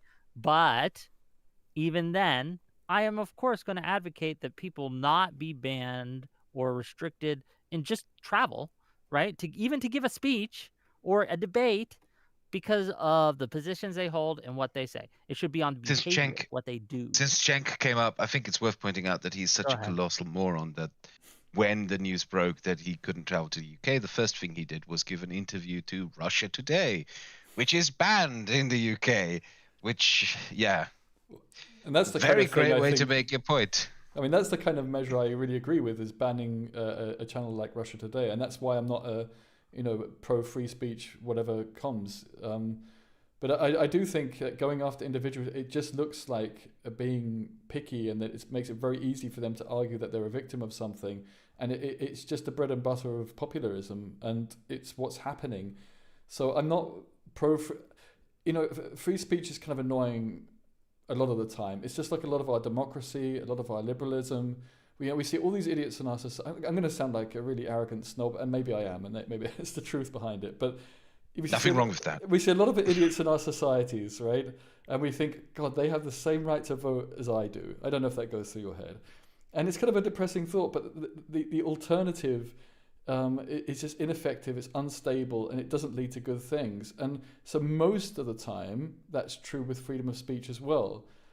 Even though often it can lead to some quite ugly things being said, so long as it's said in small groups and it's given a fair voicing compared to actually more meaningful arguments, which is what Ashley was pointing out earlier, that's fine. But when you have very influential platforms and influential people on those platforms, that's when you have to start curtailing it. And I think it's really the platforms are the only way to really deal with this. and make them responsible for what's on there. There's a moment that all of this reminds me of, because I've been doing this social media stuff for quite a long time. I'm going to try to find a screen cap, a almost 10-year-old screen cap of a tweet. If you could give me that. But yeah, I wonder how many of you. Can I post this in messages here? Oh, well, if you give it, like, depending on what it is, what are you trying to share? Well, I'll DM it to you then.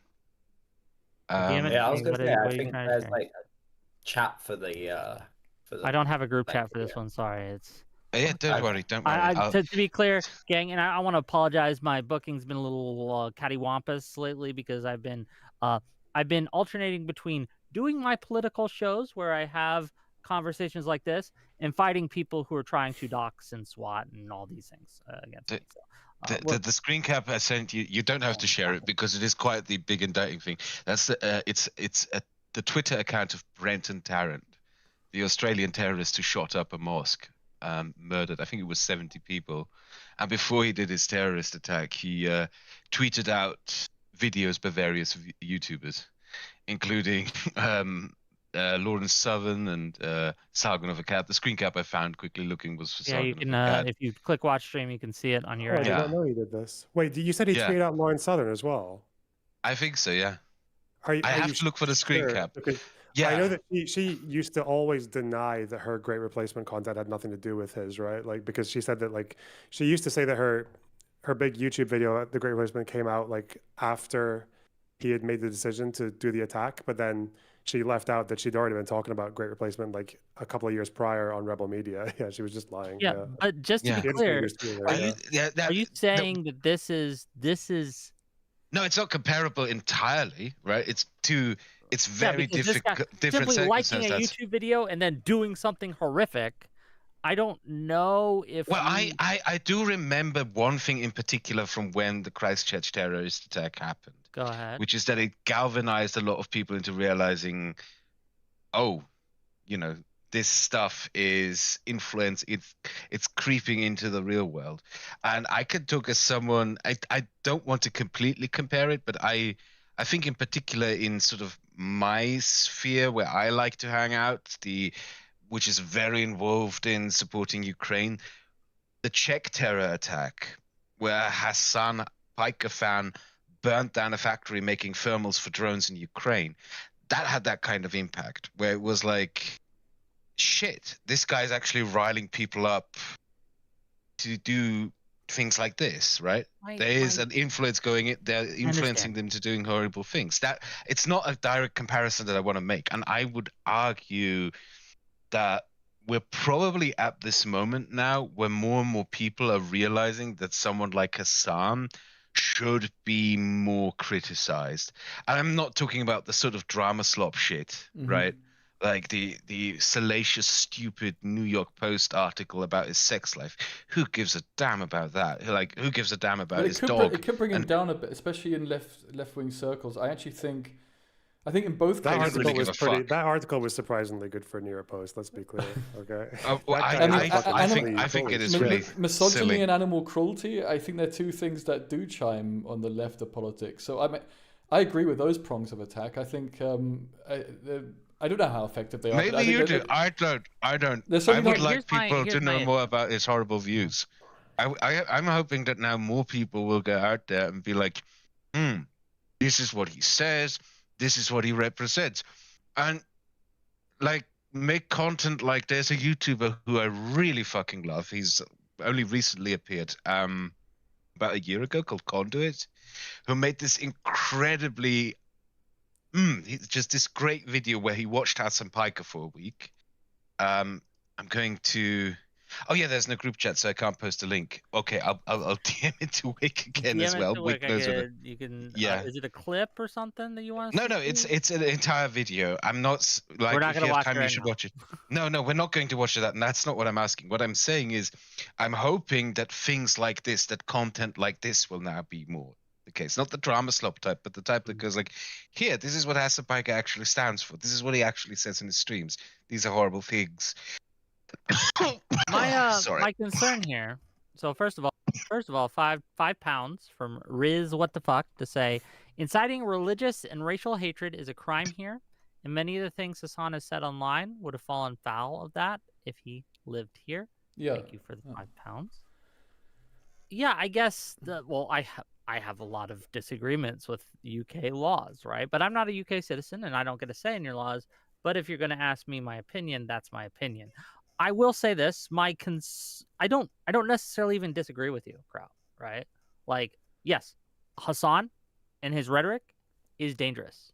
My concern is that the levels of censorship and giving government control of who is able to say what, when, where is more dangerous. I think that I don't trust the government's, not mine, not yours, not anyone's, to implement this in such a way that it simply won't cause more damage. But how is it a free speech issue? Like, let me ask you this: what if the Oxford Union would have just put up a projector in their debate hall and then just streamed Hasan Piker's fucking speech? Well, that's kind of my point. Evil. I mean, in the end, it's not really. He was on. He was interviewed by, I think, Navarra Media. All these a lot of channels, because he wasn't in Oxford, so he ended up having a much bigger audience than he would have done otherwise.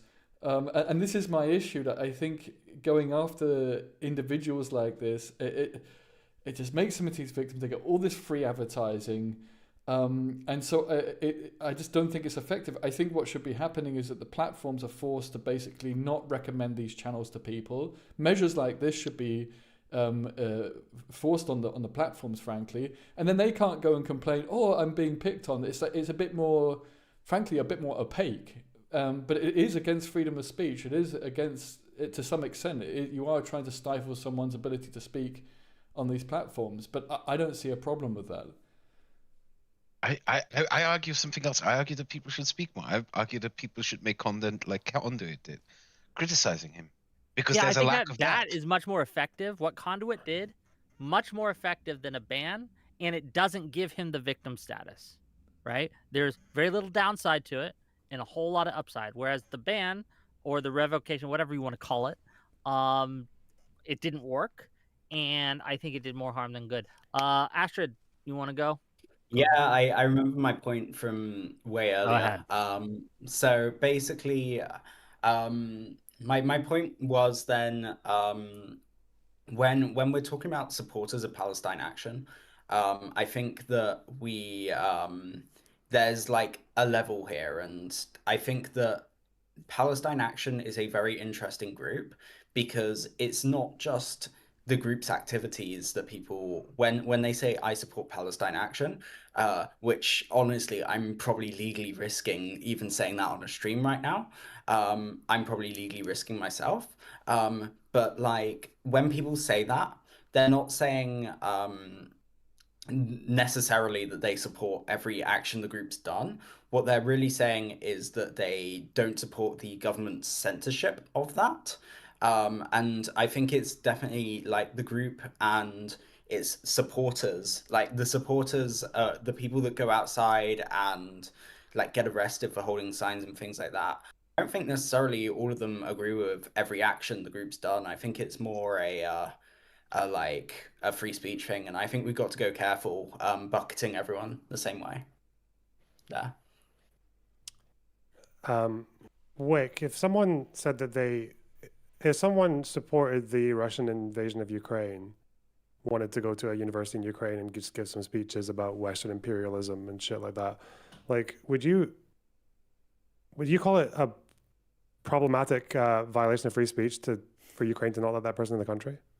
Yes, but I would acknowledge that even though it violates the principles of free speech, given that they are in an active, hot conflict where their country is being invaded, we can overlook some of that in extremis. The UK is not in that situation. No, but to be clear, like, our military positions and soldiers have been attacked. Yes, but you understand that is what happened there is not the same, and the dangers are not the same as what's going on in Ukraine. These are remarkably different situations, correct? I mean, So yes. So you're making an exception for countries that get invaded but not attacked, basically. Yes, I think that invaded, and even again, it's in extremis, and I can't give you the exact line, right? I can't tell you when the neck starts and the head begins exactly. I can't give you that specific line, but I can say that yes, there are certain times where I am willing to set aside this for the moment because there's a bigger principle at play. But again, with the UK, with Hasan, that's not that doesn't meet my threshold. So when Hasan was reading out the manifesto of that shooter who murdered 2 Israeli embassy staffers, seemingly quite junior embassy staffers, these were 2 young people, when he just murdered them outside of like a Jewish museum or whatever event, and he read out this manifesto and had to put his chat into emotes only, and they were all spamming love hearts. Like, we have Israeli embassy staffers in the UK as well, right? Yes, but banning him from going there doesn't stop the danger. Well, I don't. It doesn't do anything. Why does banning someone who supports the Russian invasion of Ukraine from going to a Ukrainian university, why does that stop anything? Well, I think when you're actively being invaded, there is more of a risk of them actively giving defenses and saying things like, I went there, I saw, well, because these cities are being bombed every night, right? And they can go there, they can look at the positions where the AA is and report back. Like, there's just much more danger there than there's not in the Okay, so again, we're talking like invading military is that's your threshold cross, but like terrorist actions where people would like to go and murder civilians in the country or I just don't think it stops the issue. I don't think it prevents it from happening. I mean, Loner, to be fair, like the way it would be spun and the way he can't be considered to consider himself, certainly within Ukraine, as a victim as a consequence of being banned to go to Ukraine, because it's just so obviously a more sensitive time in Ukraine. Whereas it is about how it's going to be seen, not about what it actually is. And that's about the media landscape and how it's going to be depicted, and this aspect, which is very different between, say, Ukraine and Britain. So it's not just about him giving intelligence away about AA sites in Ukraine. It is because Ukraine is in a far more fragile situation, and so it's then therefore far more understandable that they frankly take measures that the UK took during wartime. Right, the UK was also very strict in this regard during World War II. So I think that the threshold is for how it's going to be seen in the media, and his ability to see himself as a victim is just like, oh, come off it. Like they're going to be cautious, and if you think it's wrong, then fair enough. But it's understandable why they would do that. So I think it's hard to compare that scenario with the scenario in the UK. But I had a question for you as well, Wick, about my ideas that platforms should be more heavily penalized for having someone who's frankly a gateway to terroristic and extremist thought like Hasan, and curtailing to some extent their freedom of speech, or at least their ability to convey and spread their messages by making sure the platforms are more responsible. I mean, they've demonetized people we know for saying a lot less. So yeah, I don't think that's they... good. I think that was bad when they did that. Do you disagree? Well, that's my whole point. Like, it's negligible in comparison with people who I don't disagree across the board. I think that they should be doing stuff like that, but with the right threats to our democracies and to reasonable thought and reasonable discussion. I don't think we have this fairness of discussion when someone is so dominant in this space. Right? If you go onto Twitch as a first-time user, you see Hasan. I had a different experience from Kraut. Like, I'm also new to this space, right?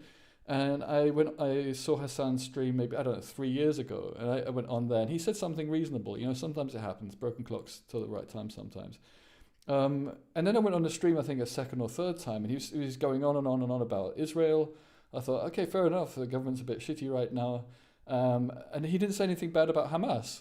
So I started spamming in his chat Amnesty International's examples of how Hamas has been abusing the Palestinians themselves. If you don't really care about the Israelis, fair enough, care about the Palestinians then, because Hamas has been pretty bad there. He brought me up in chat. We had a 20-minute conversation through his chat, and he's perma-banned me. You know, so this guy is super anti-free free speech. But that was my first exposure, right, in terms of a neutral setting on this platform. I'm going to be exposed to Hasan, and that will happen to every other person who goes on Twitch for the first time. That's not a neutral discussion. That's where he dominates the space. And so this should be at least balanced out by the platform. And if the platform doesn't do it, you ban them, like torrenting's banned in the UK.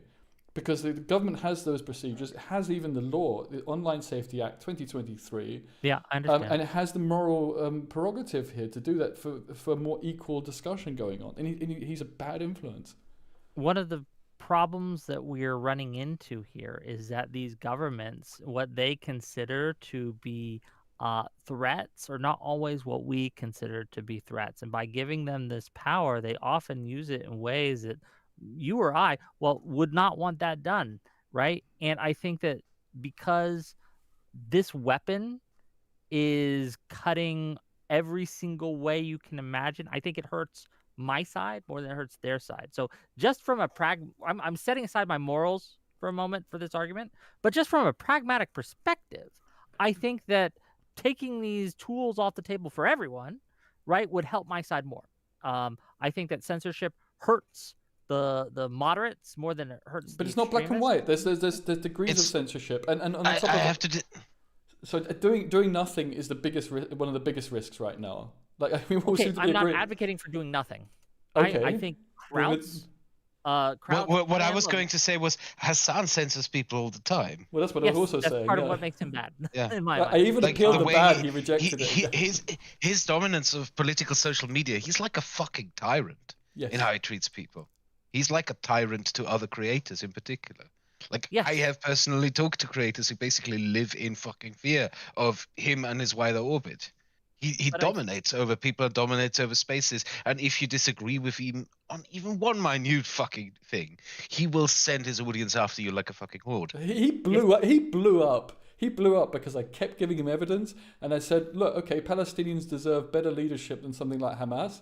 And he said, then who then? And I've forgotten the guy's name, but there are other people that could, and he hated it because I had answers for him, and he's not used to debating. He doesn't do that kind of thing. And so the space naturally discourages him from debating, and it's so damaging. And that's because there aren't enough constraints on him through the platform, and that's because governments don't pressurize the platforms to do that. I do not trust any government currently or in the future to implement this in a way that's not going to end up helping him anyway and hurting us more. Like, look at what he's doing with Singapore and Pegasus, right? Like, I think there's a streamer called Pegasus who's trying to go out of his way to attack Hasan. They have strict censorship laws there.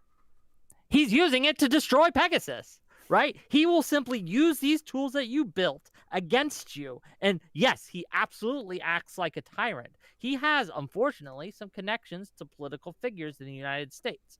And my worry is we will build these systems, we will establish these norms, we will get into these things, and they will be used against us because he will take power anyway. I agree. I stop him, and these things will be used against us, and I do not want that to happen.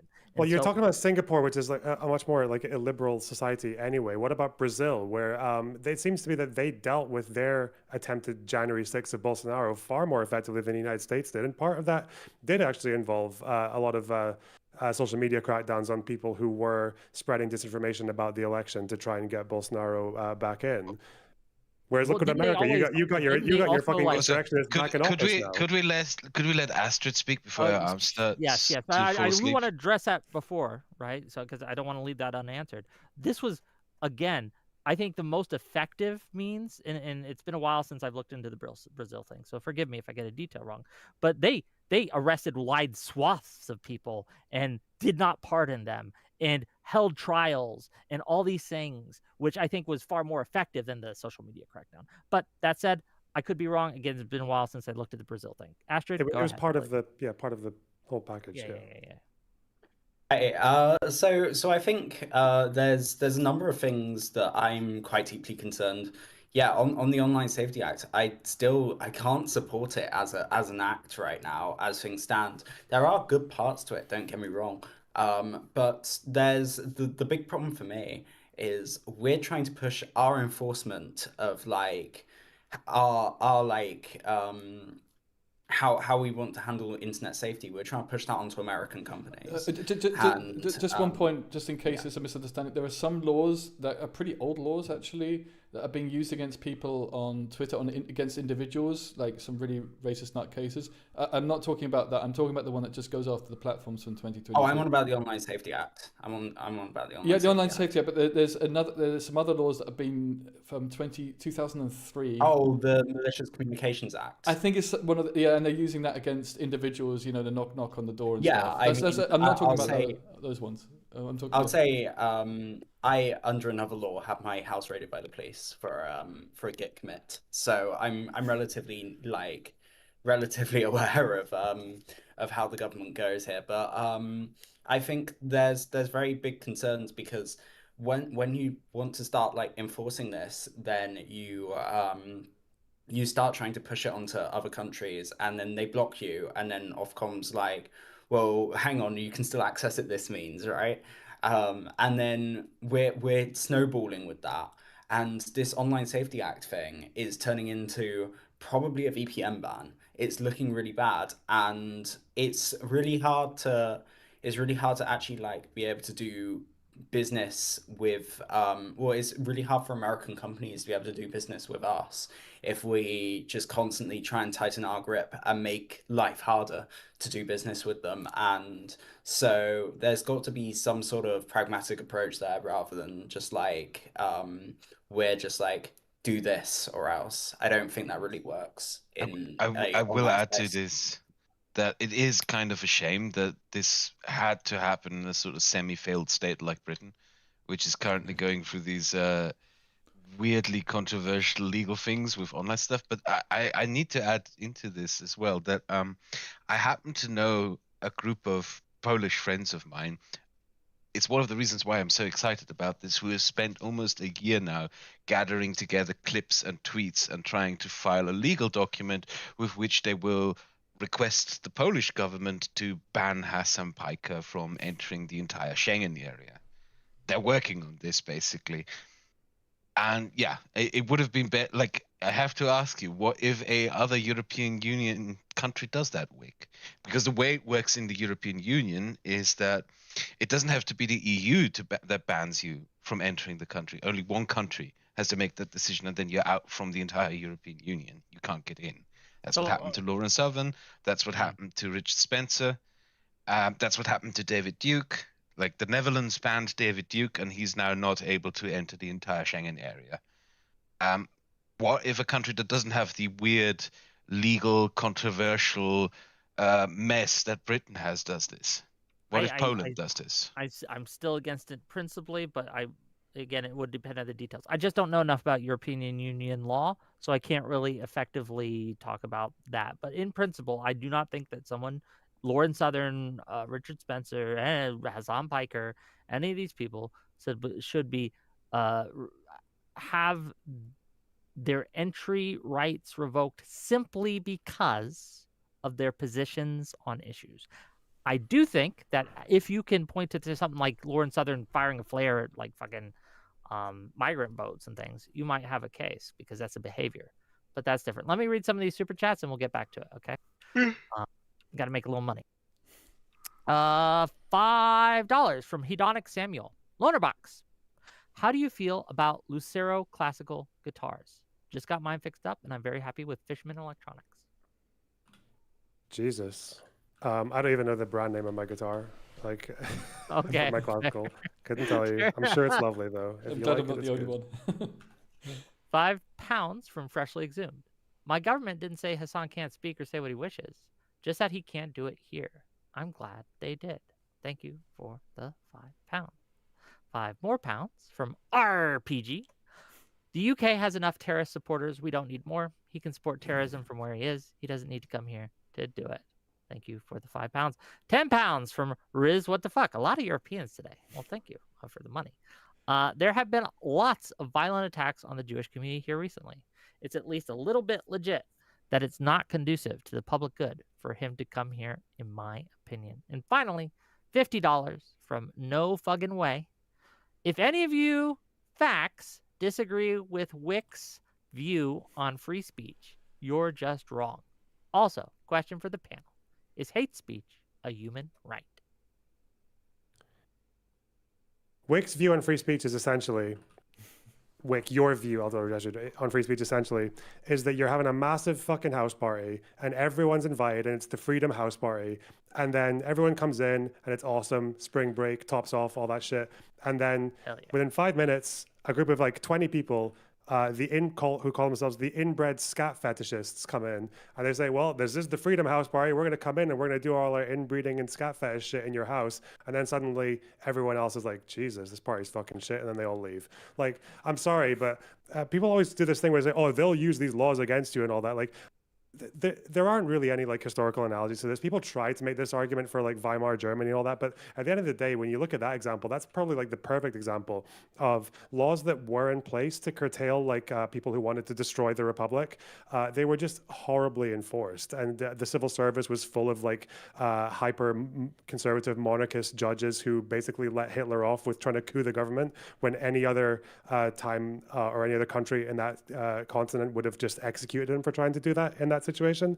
And then, so I think you could easily put the argument the other way in that the tepid enforcement of laws where democracy is supposed to protect themselves is actually far more detrimental. But obviously it's easy to say it in America because at least until now, American liberalism has survived pretty well. But now obviously you've got Trump pecking away at it. And as for the UK, people can, with what we've done with Hasan and Cenk, like a lot of that we mostly applied to right-wingers for the last 10, 15 years, right?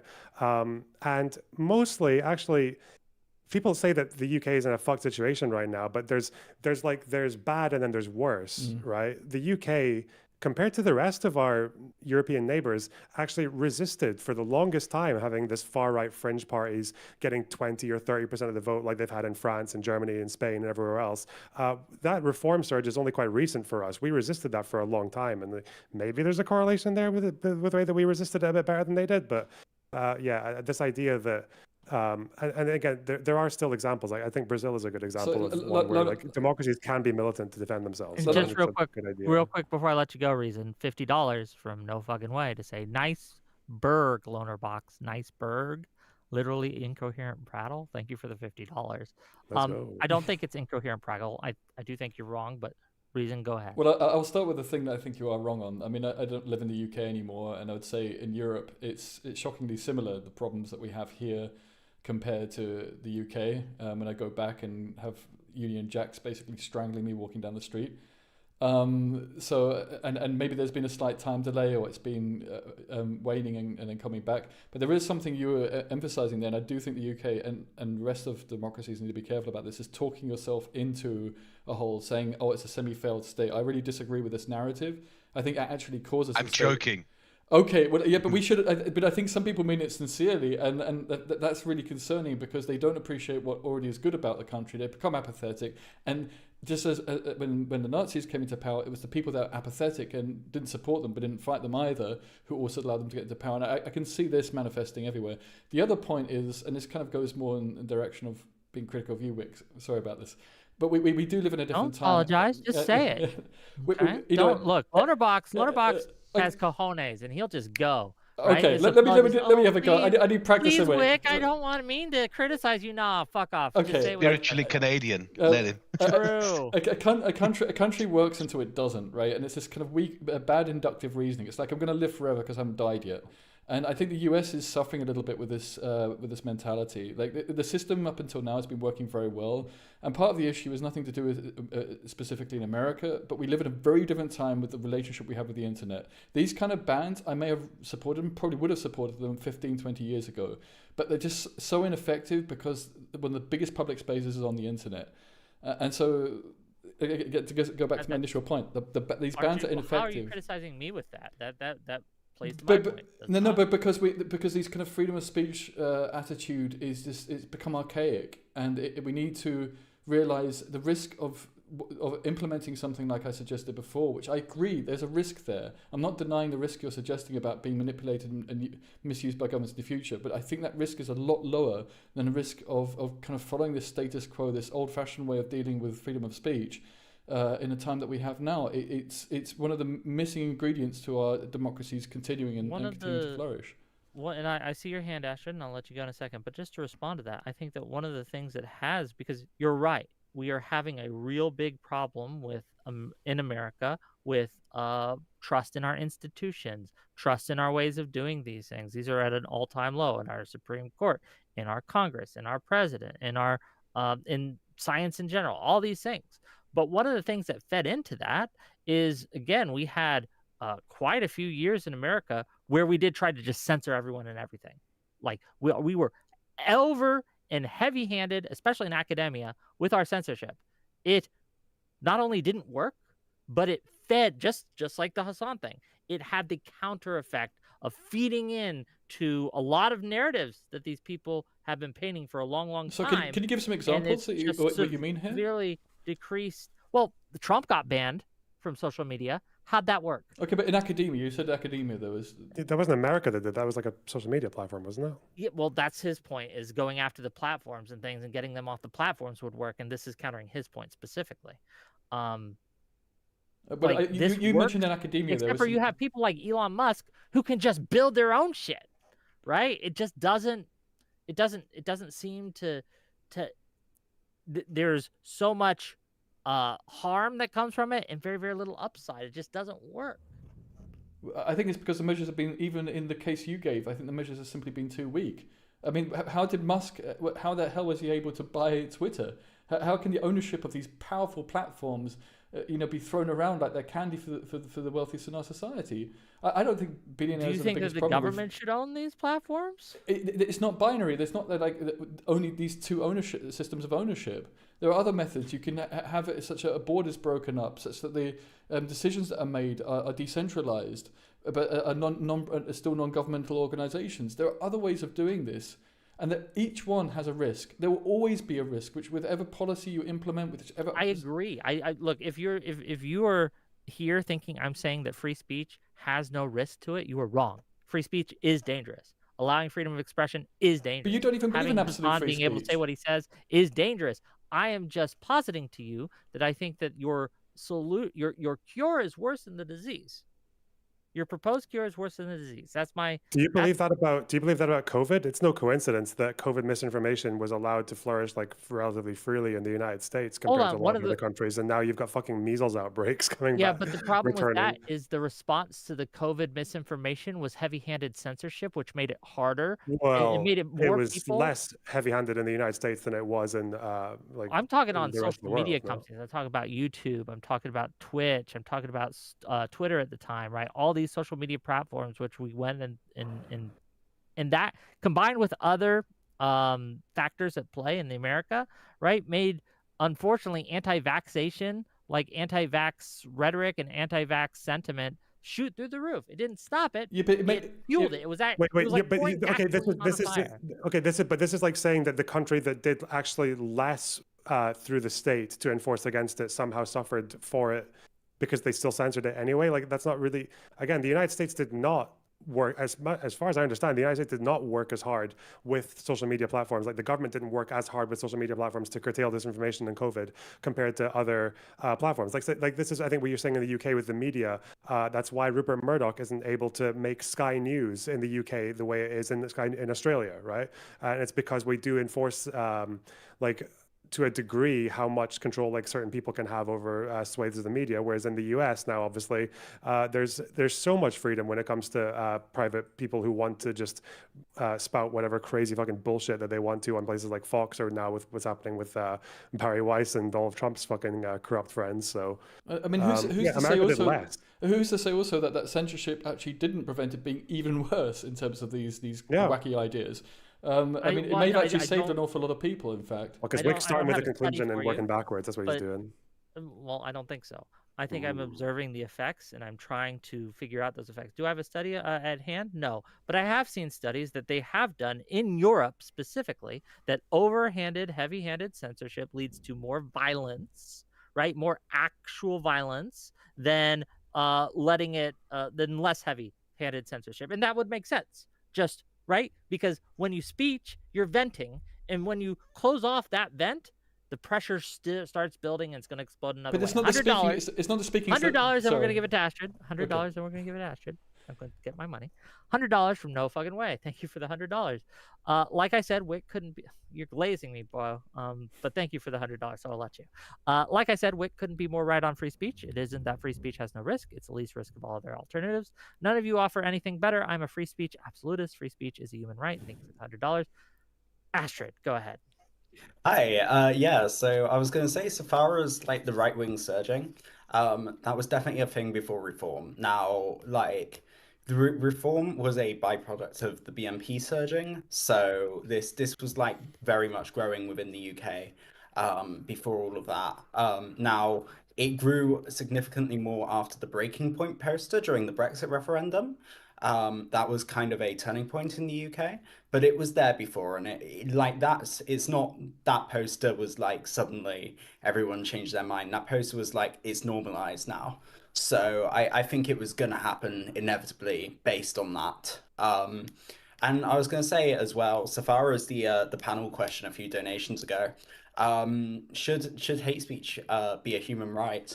I would actually say yes. And that probably sounds really weird as a trans person saying that, but I genuinely believe that because I believe that by trying to suppress it, you actually just like push it into circles that are very much like in the pub and things like that, and it doesn't go away. And what ends up happening is that when you get on a bus or something like that as a trans person, if someone clocks you're trans, people in the UK generally will mumble to themselves and they'll discuss like your existence. And honestly, I will say that even in like the most liberal parts of the UK, and compared to the very liberal parts of America, when I walk around in like Brighton or something, I would say I actually feel less safe than in America. I had zero transphobia in America, and I probably get it like I get it less now, like as I'm doing better with estrogen and things. But I got like a bit of transphobia pretty constantly, generally, when I'm in Britain, and it's just far less in America.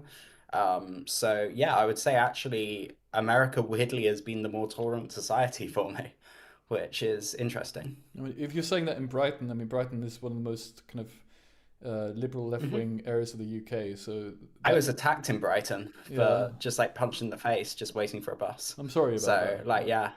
Oh no, I'm not saying it to garner sympathy or anything. I'm saying it because No, but I'm still sorry. that's I'm just sorry the you're going to get reality. my sympathy because no one should have to go through that. Fair enough, but and yeah, no, it's just like I just feel like that's what happens when you try and push it away from like the public view, is that it is still there, it's still brewing in people. And I think people just hit their boiling point. I mean, I think this is a point. I mean, also it kind of indirectly links with what Wick's saying about freedom of speech. I mean, I think when it comes down to individuals and people that have very little influence, or even if they have influence, you know, the platforms are the enablers. Like even in the case of Hasan, like you know, bad as he might be, he's enabled by the systems that are in place. He's enabled by the fact that these platforms make money off him, right?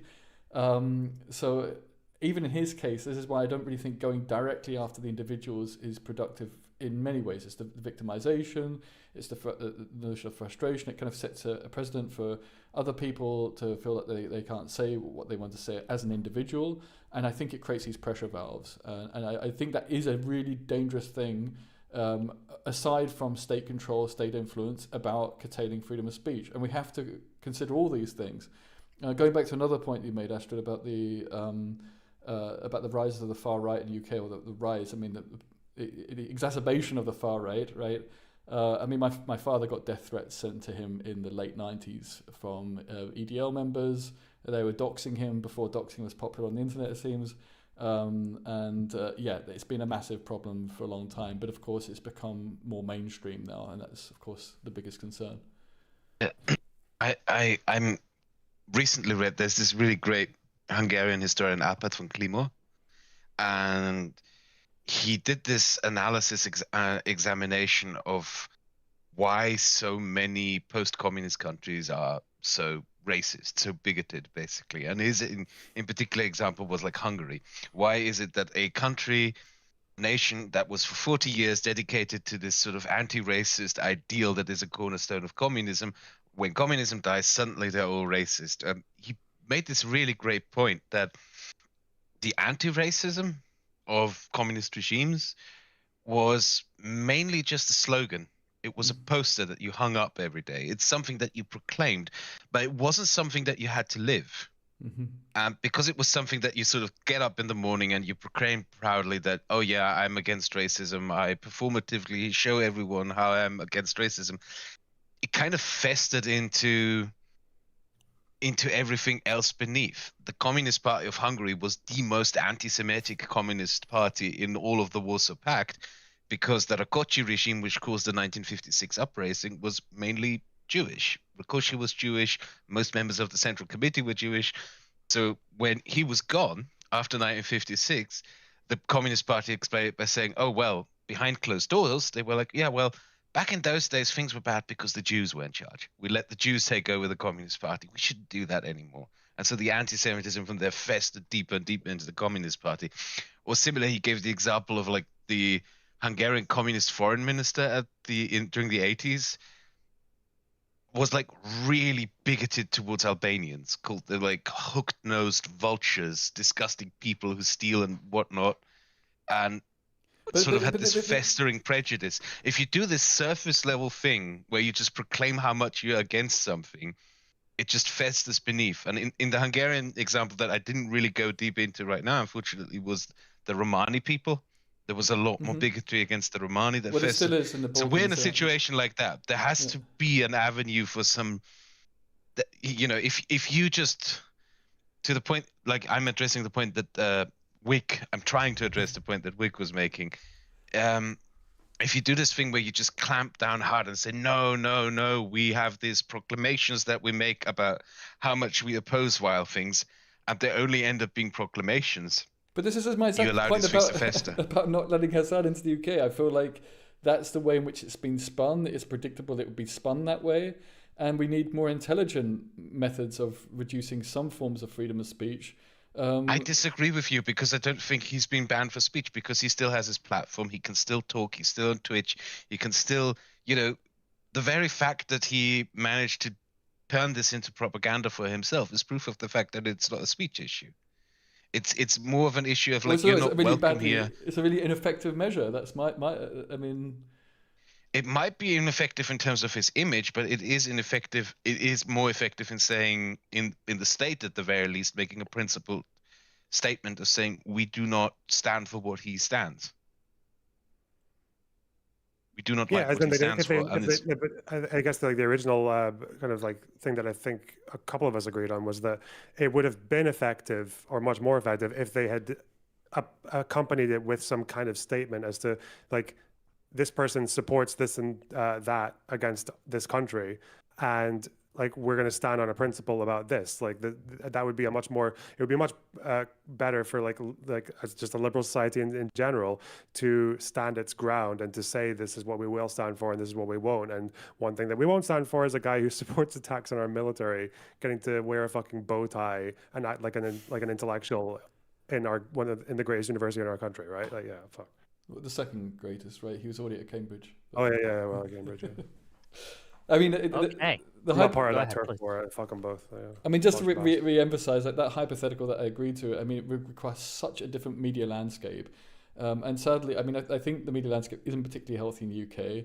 Or on the other hand, I do, I don't want it to sound entirely doomer. The UK is not a failed state. There's a lot that's great about the country. There's a lot that's great about the current government, even though they're doing lots of poor things, or they haven't quite, they're not doing things maybe quickly as we would like. I do think we have to be careful about the media spin on the current government. There's a nice shade of grey there, and the government has done some quite good things, and it is becoming forgotten. And we shouldn't lose what's good by pretending it's not there.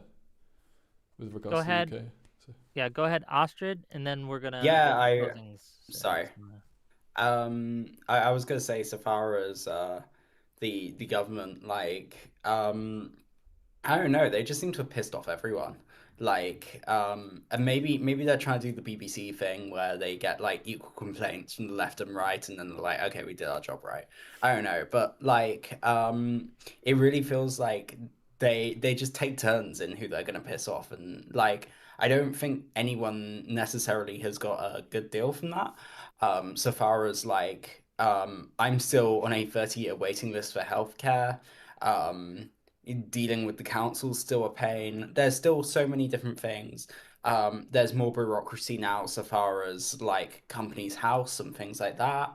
Um, Everything requires ID here. Imager, like so many different things that use Imager, which is like pretty major image hosting platform.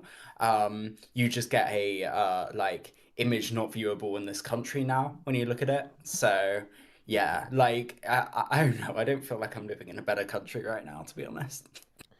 Yeah, but it does make you wonder, like, what they can do. Because people, you talk about Keir Starmer, and or maybe if Burnham replaces him, this will be an improvement. But it just looks like this, like, this old way of doing politics, of like regular, like liberal, center left, center right policy conflict. It's just so dead. Like Keir Starmer has no scandals personally, like not really. He's like one of the most aggressively boring standard politicians. I guess like the Mandelson thing. Okay, still, but compared to everyone he's up against, compared to fucking Boris, compared to Farage, who's literally got his party leader in Wales in jail for taking Russian bribes. The fact that on one side you've got this right-wing fucking spiv coming in and saying that they're going to cut up all the bloat in councils, and that every single councillor that they appoint is no.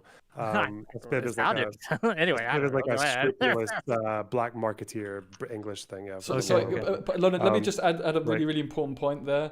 The head of Reform, Nigel Farage's party, who he was close to, who has been put in jail, he admitted to taking money from Russia to support legislation. So he wasn't just found guilty. He even admitted to it. Sorry. Yeah, and he's in jail for it now, right? Yeah. And interestingly, the talking points that he gave on Russia were not that different from the talking points that Nigel Farage gave on Russia when Russia annexed Crimea. They spoke the same way about Russia, and so you got that fucking, like, those like racist fucking psychos on one side who are probably going to be the next leaders of this country, and then the other side you've got like this completely disjointed, disconnected left where you've got Zach Polanski and the fucking white boys in keffiyeh fucking intifada of like fucking Edinburgh Central in southern Glasgow, like running around talking about fucking how they'll never have a coalition with Keir Starmer because how could you ever stand with someone who's committing a genocide in Gaza? And like, I don't know, man, like we've just got literally, it just seems like the only way to get ahead in politics in this media landscape is to just be like one of 5 other fucking clowns who are all like running at opposite ends into fucking no man's land, bouncing across each other on landmines. Like, yeah, I don't know, fuck. I mean, that's why I support the Labour Party. I mean, it's the best by far the best of all the parties that we have in the UK. We'll get to that in a second. $7 from Big Leafy Tree, or $7 Canadian dollars. The outlet analogy may not make sense. A guy who gets mad and punches holes in his drywall has an outlet, but usually isn't a chill guy because of it. I'm not suggesting they're chill. I'm suggesting I'd rather them punch hole in a drywall than punch holes in their girlfriend, right? 1776. $17.76 from No Fucking Way to say USA, USA, USA, 250 years free of the UK, USA, USA. Thank you for the $17.76. Then finally, $50 from Mackie Children. The Hasan ETA denial is potential net positive because it raises the salience of taking action against illiberalism. Capitalizing on this opportunity takes action. How can you, as media influencers, influence people to take stronger actions against illiberalism? And then, well, we'll answer that. Then I got another $50 one to go through. But yeah, what do you guys think? This is counter to your point, Reason. So I'll let you address it. Well, yeah, I mean, in terms of, it's just not the way it's being spun in the UK. And if it was, this goes back to the hypothetical Lona suggested before. If there was really like a big flashlight shone upon Hasan right now and all the things he said, and the fact that he's not that far away from Farage in terms of this kind of very compromised, destructive force within our democracies, If that was to happen, I mean, I'd be overjoyed right now. I don't think I'd be on this panel for that reason.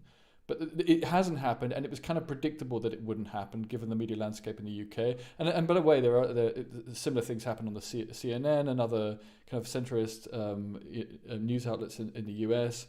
You know, the way they portrayed it, there wasn't really a discussion of just how dangerous he is. There wasn't these clips of him glazing Houthi rebels, or the fact he'd said, I'd rather vote for Hamas than for Israel. These really disgusting, kind of, at the very least, highly ignorant positions, which would get you in trouble, because ignorance is no excuse, right? If that was to happen, that'd be great. That's what your chat is suggesting, but that isn't what happened, and it was predictable that it wouldn't happen, and it won't happen next time either. And on top of that, it makes him look like a victim. It's also this kind of going after an individual mentality, even though it's not true, and you can see that it's not a biased thing. You know, far-right people are also blocked.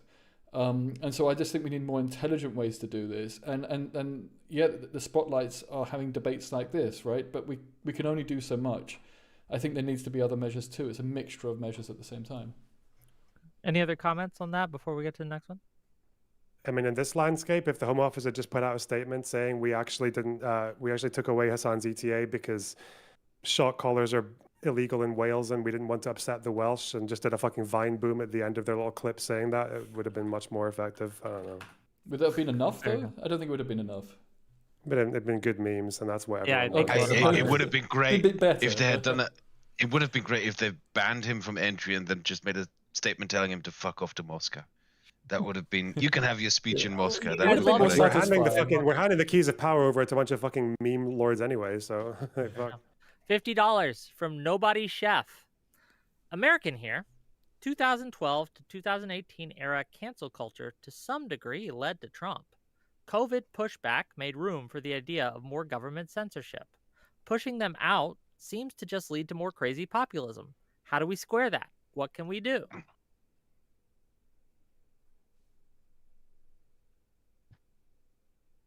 I'm so sorry. Could you repeat the question? American here. 2012 to 2018 era cancel culture to some degree led to Trump. COVID pushback made room for the idea of more government censorship.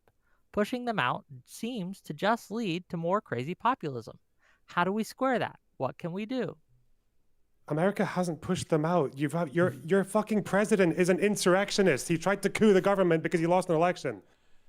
And Well, yes, trying to push them out led to more crazy populism. Yes, this is what he's saying. It's you barely tried to push them out. Again, it's like, okay, well, we need to deal with Russia. Let's just like fire some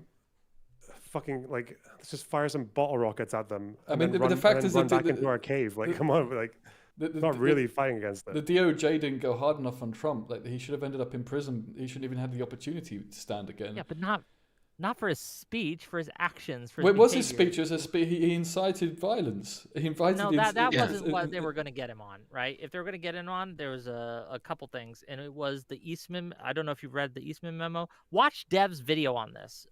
Dev, Short Fat Otaku, he did a great rundown. His words were evidence, right? Fight like hell things were evidence for the actual crime that we were going to get him on, which was fraudulently trying to steal the election through making fraudulent electors. There's a whole conspiracy, a whole scheme that they had. That was the issue. If him just saying fight like hell was not the actual issue in my mind. But So you don't think that speech counted as incitement? I think that it was evidence for. Now, I don't know if it counted as incitement or not, but it was evidence for the things that we knew he was doing behind the scenes that we have evidence for that fed into that. It wasn't the thing that was like criminal. Does that make sense? Yeah, but even if he hadn't have done that and he said fight like hell, maybe he'd said it a few times or something along those lines that was just simply speech, but with the power he has behind that speech, do you not think there would have been still grounds to prosecute him? No, I don't think there would be. I think it'd be far, far weaker. But again, and lest anyone in chat, and I already see you motherfuckers, okay, say I'm running cover for Trump. No, he was guilty of trying to overthrow the election, but it wasn't because of that comment. It was because of all the other things he was doing behind the scenes that no one talks about because they're all stuck on this fucking speech, okay?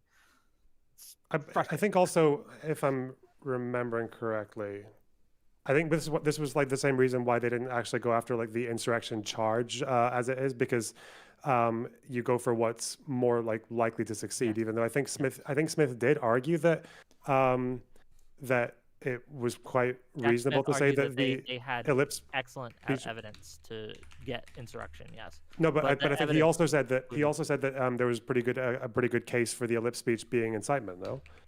Just that they didn't I charge don't on it. remember. I don't recall that specific. But in my mind, take it as what it's worth, is simply a YouTuber guy. I think that the other evidence that they had with the Eastman memo and the talks he had before, leading up to January 6th, and all that was far, far more damning evidence than what he was trying to do. $5 from Johnny P. I am kind of critical, but you do host some of the best conversation panels on YouTube. Thank you, Johnny P. I appreciate that. You make a lot of money doing this. I need to start streaming as well. You should. You gotta get. Look, Lonerbox is co-streaming this. You guys should too, right? $5 from Mackie Helden to say, if the media response to Hasan's ETA denial was bad, what actions can influencers and activists take so the media response is better next time? More content tackling him. Way more content tackling him. I'm going to dedicate myself to making anti-communist content for the next 1 or 2 years. That's what I'm going to do. You can do that as well, but just don't let the shot caller fucking pervert sharing nudes from Snapchat, who are definitely not minors, not a single one of them. A bit both, because what the people want. The fucking caller was the most popular story of them all. No one gives a fuck about him supporting Houthis and Hamas and shit. Sorry, Wick, fuck you. I think so. Smith, I think he said that there was like reasonable arguments for it meeting the Brandenburg test, but obviously with America the standard is very high. But I'm asking you, like, per your morals, had he not been involved in the Eastman scheme, Trump, and his contribution was just that speech that followed up with the riot? I'd have to go look through the speech. My off-the-cuff answer to you, based on my memory, right? I'm just saying this so you don't get me a gotcha of something I forgot he said, right? Is simply no. I don't think that was something that would have, in my mind, led to nothing he said there in and of itself should have led to criminal prosecution. Okay, to be clear, why though? Why? Because I think that you should be able to say even incendiary language in political action and political rallies, things like fight like hell, go after them, we need to get rid of them all, we need to push them all out. I think that's fair. That's fair play. What becomes a problem is when you back that up with other actions behind the scenes that, he doesn't just mean fight like hell in the normal sense. But the question is, like, did the people in the crowd? Okay, I'm guessing you agree that 99% of the people in that crowd didn't know about the Eastman scheme or what was going on there, right? No, but you don't need 99. You don't need a lot. You just need a few to kind of guide it and lead it in, and And my point is that I don't think they really understood what the fuck was going on with the Eastman scheme. I think they understood that there was a vote happening to certify the election, and they wanted to stop it. And Trump communicated that to them, which is why I'm thinking, nothing in Trump's speech was like, go there and storm the building and attack cops or whatever. And he even said peacefully and patriotically. But why? When Trump said we're going to go to the Capitol, you hear people in the crowd going, "Yeah, storm the Capitol. Yeah, storm the Capitol. We're going to storm the Capitol." Like, why are they hearing that when Trump's not saying it? Because again, when you have months leading up to that of media blitzes, behind the scenes things that they were workshopping these things, it was a coordinated effort, and it was meant to do that, right? But that in and of itself alone, it's like I use this analogy a lot, but it's like lighting a match. Normally, to light your cigarette or whatever, nothing happens, it's all good. But if you have people have pumped gas into the room before you light that match, you're going to have a whole different experience, even though it's the same action. Yeah, but he knew the gas was in the room. He said not knowing the gas was in the room. I don't want to. Just real quick, I don't want to criminalize lighting matches. I want to criminalize pumping the gas into the room. Yeah, but if the gas is already in the room and you know it's there, then it's a different action. It's not the same action anymore. If you're doing a match in a room full of gas. Okay, we're gonna get to the last super chats, and then people went in, so we're gonna go closing statements, and then you can continue yelling at me. I will get to you, but I want to make sure other people can call in. £5, I should say, from Riz What the Fuck to say, for what it's worth, I don't recommend Dev's video. Destiny's January 6th video is much better. Strongly recommend. Okay. Thanks for that. And 20 DKK, I don't know what that is. Kraut, I love you, bro. Please stop smoking. Okay, fair enough. Let's get to closings. Okay, this has been a great show, and I've enjoyed. We've gone off the rails a little bit, but I think it's been fun. We'll start with Lonerbox, and we'll let Reason have the last word. Lonerbox, give us your closing thoughts. I'm just going to say the United States did not meaningfully try to curtail people who are threats to their democracy. Just because they did a bit, which compared to most other countries that have dealt with COVID disinformation, or at least the way with Brazil treating their attempt at their democracy, America was a pretty tepid response. And I think that's the thing that they're suffering for. They're not suffering for the consequences of them doing things. They're suffering from inaction.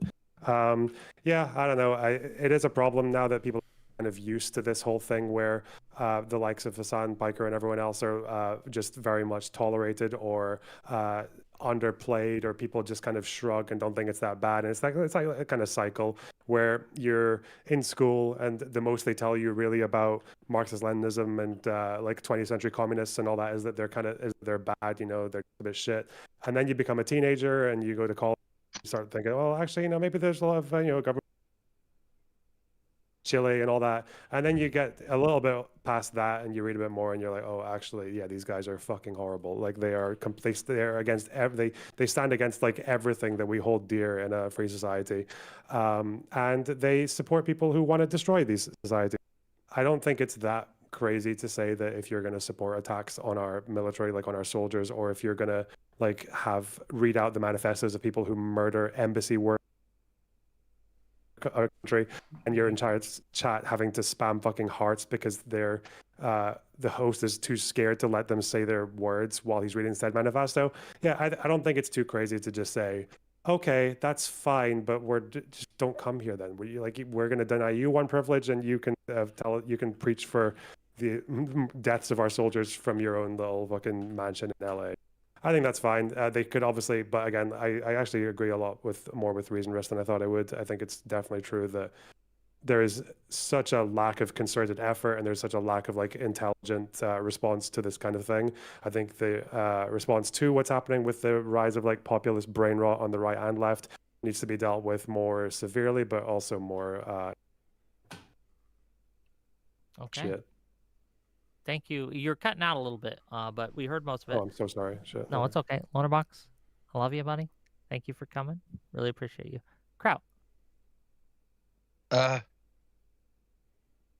George Orwell, you all probably know about him. You all have pretended to read 1984, I assume.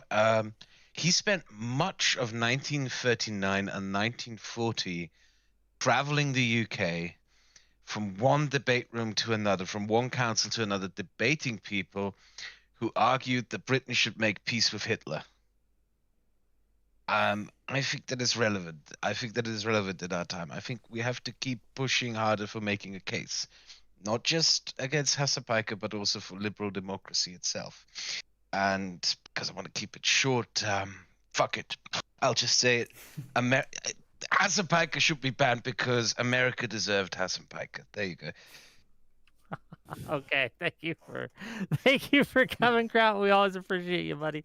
Astrid, go ahead. Hi. So yeah, my thing basically boils down to, I think free speech is pretty cool. I think that I would always prefer a open marketplace of ideas with sensible policies to neuter those extreme views. I think the extreme views happen because people don't feel another option. They need to be presented with a good working option, and that's what we need to give to people. I don't think Hasan should be banned from the UK. I think the UK should do more to put other options on the table that like are appealing to people, and then I think that everyone can have their open marketplace of ideas, and I think that all works out. So yeah, God bless America for free speech. USA. Okay, thank you for being here, especially coming last minute. Again, can we give a round of applause? Last minute fill-in. I think she did exceptional for being someone who just came in off the cuff. Thank you for being here. Last but certainly not least, Reason Riffs. Go ahead. I think we have to be careful about thinking what's worked in the past will work again in the future, or fearing making changes and thinking that we're not taking a risk by doing that. We're dealing with a real open heart surgery on our democracies, and we should take this very, very seriously. But that also means that taking certain measures can make things a lot worse. I think that's, so far, it seems clear that this has had quite a lot of negative effects, even if you think there's been some positives.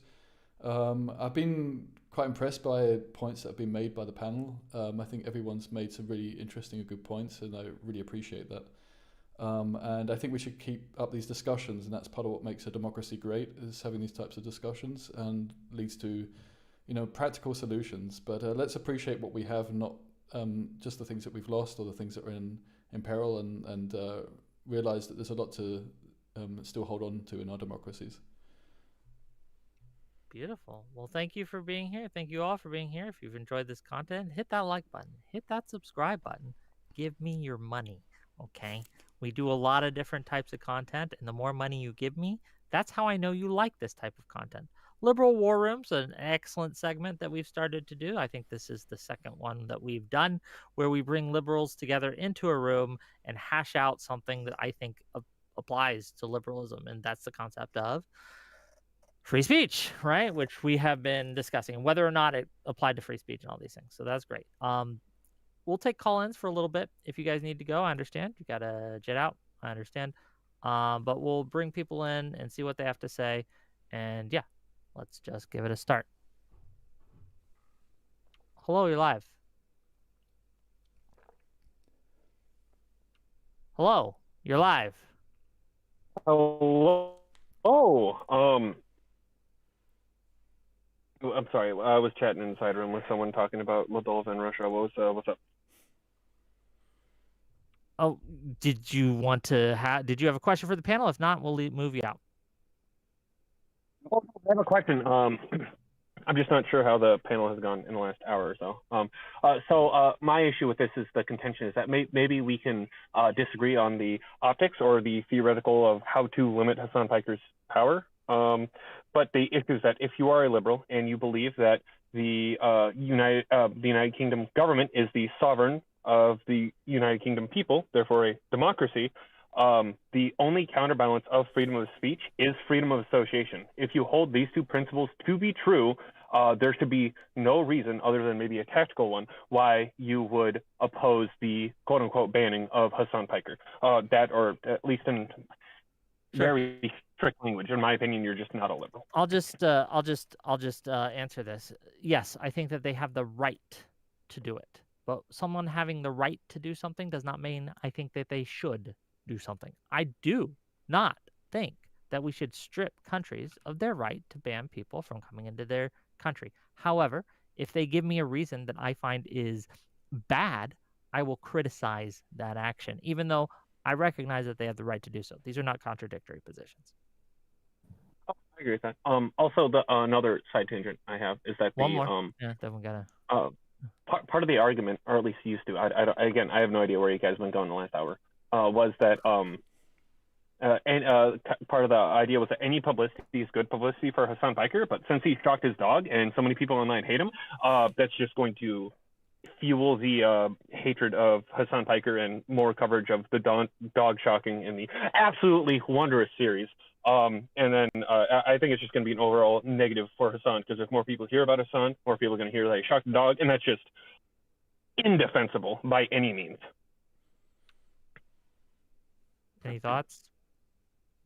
Yeah. I wish that was more what was being shown rather than, him being pitied. But that's not what's happening in the UK media right now. He's being pitied even by by papers that I'm quite surprised by. In fact, it's even worse than I expected. But yeah, it's absolutely... The Free Press opposed it, didn't they? Barry Wise's The Free Press. America opposed it. I haven't seen anyone really defend it properly. It's either neutral or against it. It's shocking. Sorry to use the pun regarding his dog, but it's the way the world ends, eh? Not with a bang, but a whimper. Liberal cuckoldry. With a dog whimper as they're being shocked. Anyway, thank you for coming in, my username. Really appreciate it. All right, love you, Wick. I love you too, sexually. Hello. Okay, Ukrainian Anna, what do you got for us? I'm shocked like Kaya, okay? I'm gonna be whimpering right now. Anyway, I think Kraut and hello everybody, but like Kraut and Lonerbox did a really good job, so I don't want to like intervene too much. I have beef primarily with Week, if anything. so, but yeah, it's just my question is basically as a Ukrainian, okay? Oh, by the way, Astrid, I think yes. Fellow colorful hair person, I will say that what you said about it's not a terrorism. I don't really agree. And you also said that it didn't hurt people, hence why it's not terrorism. It did hurt people, my people. By not receiving the supplies and the equipment that was crucial. People die on the front and in the cities without the supplies. So I just want to, correct that people weren't hurt, just not the visible kind of people, I guess. It's not a big, beef. I'm just saying, that I find it a little objectionable. That aside is weak. Your free speech shenanigans. Like, what needs to happen? Okay, so Hasan Piker supports terrorism, right? Especially all terrorist groups that attack. He is advocating on an Oxford stage, I think it was like this sort of like podium or something that he was like doing Putin speeches there, and all that sort of thing.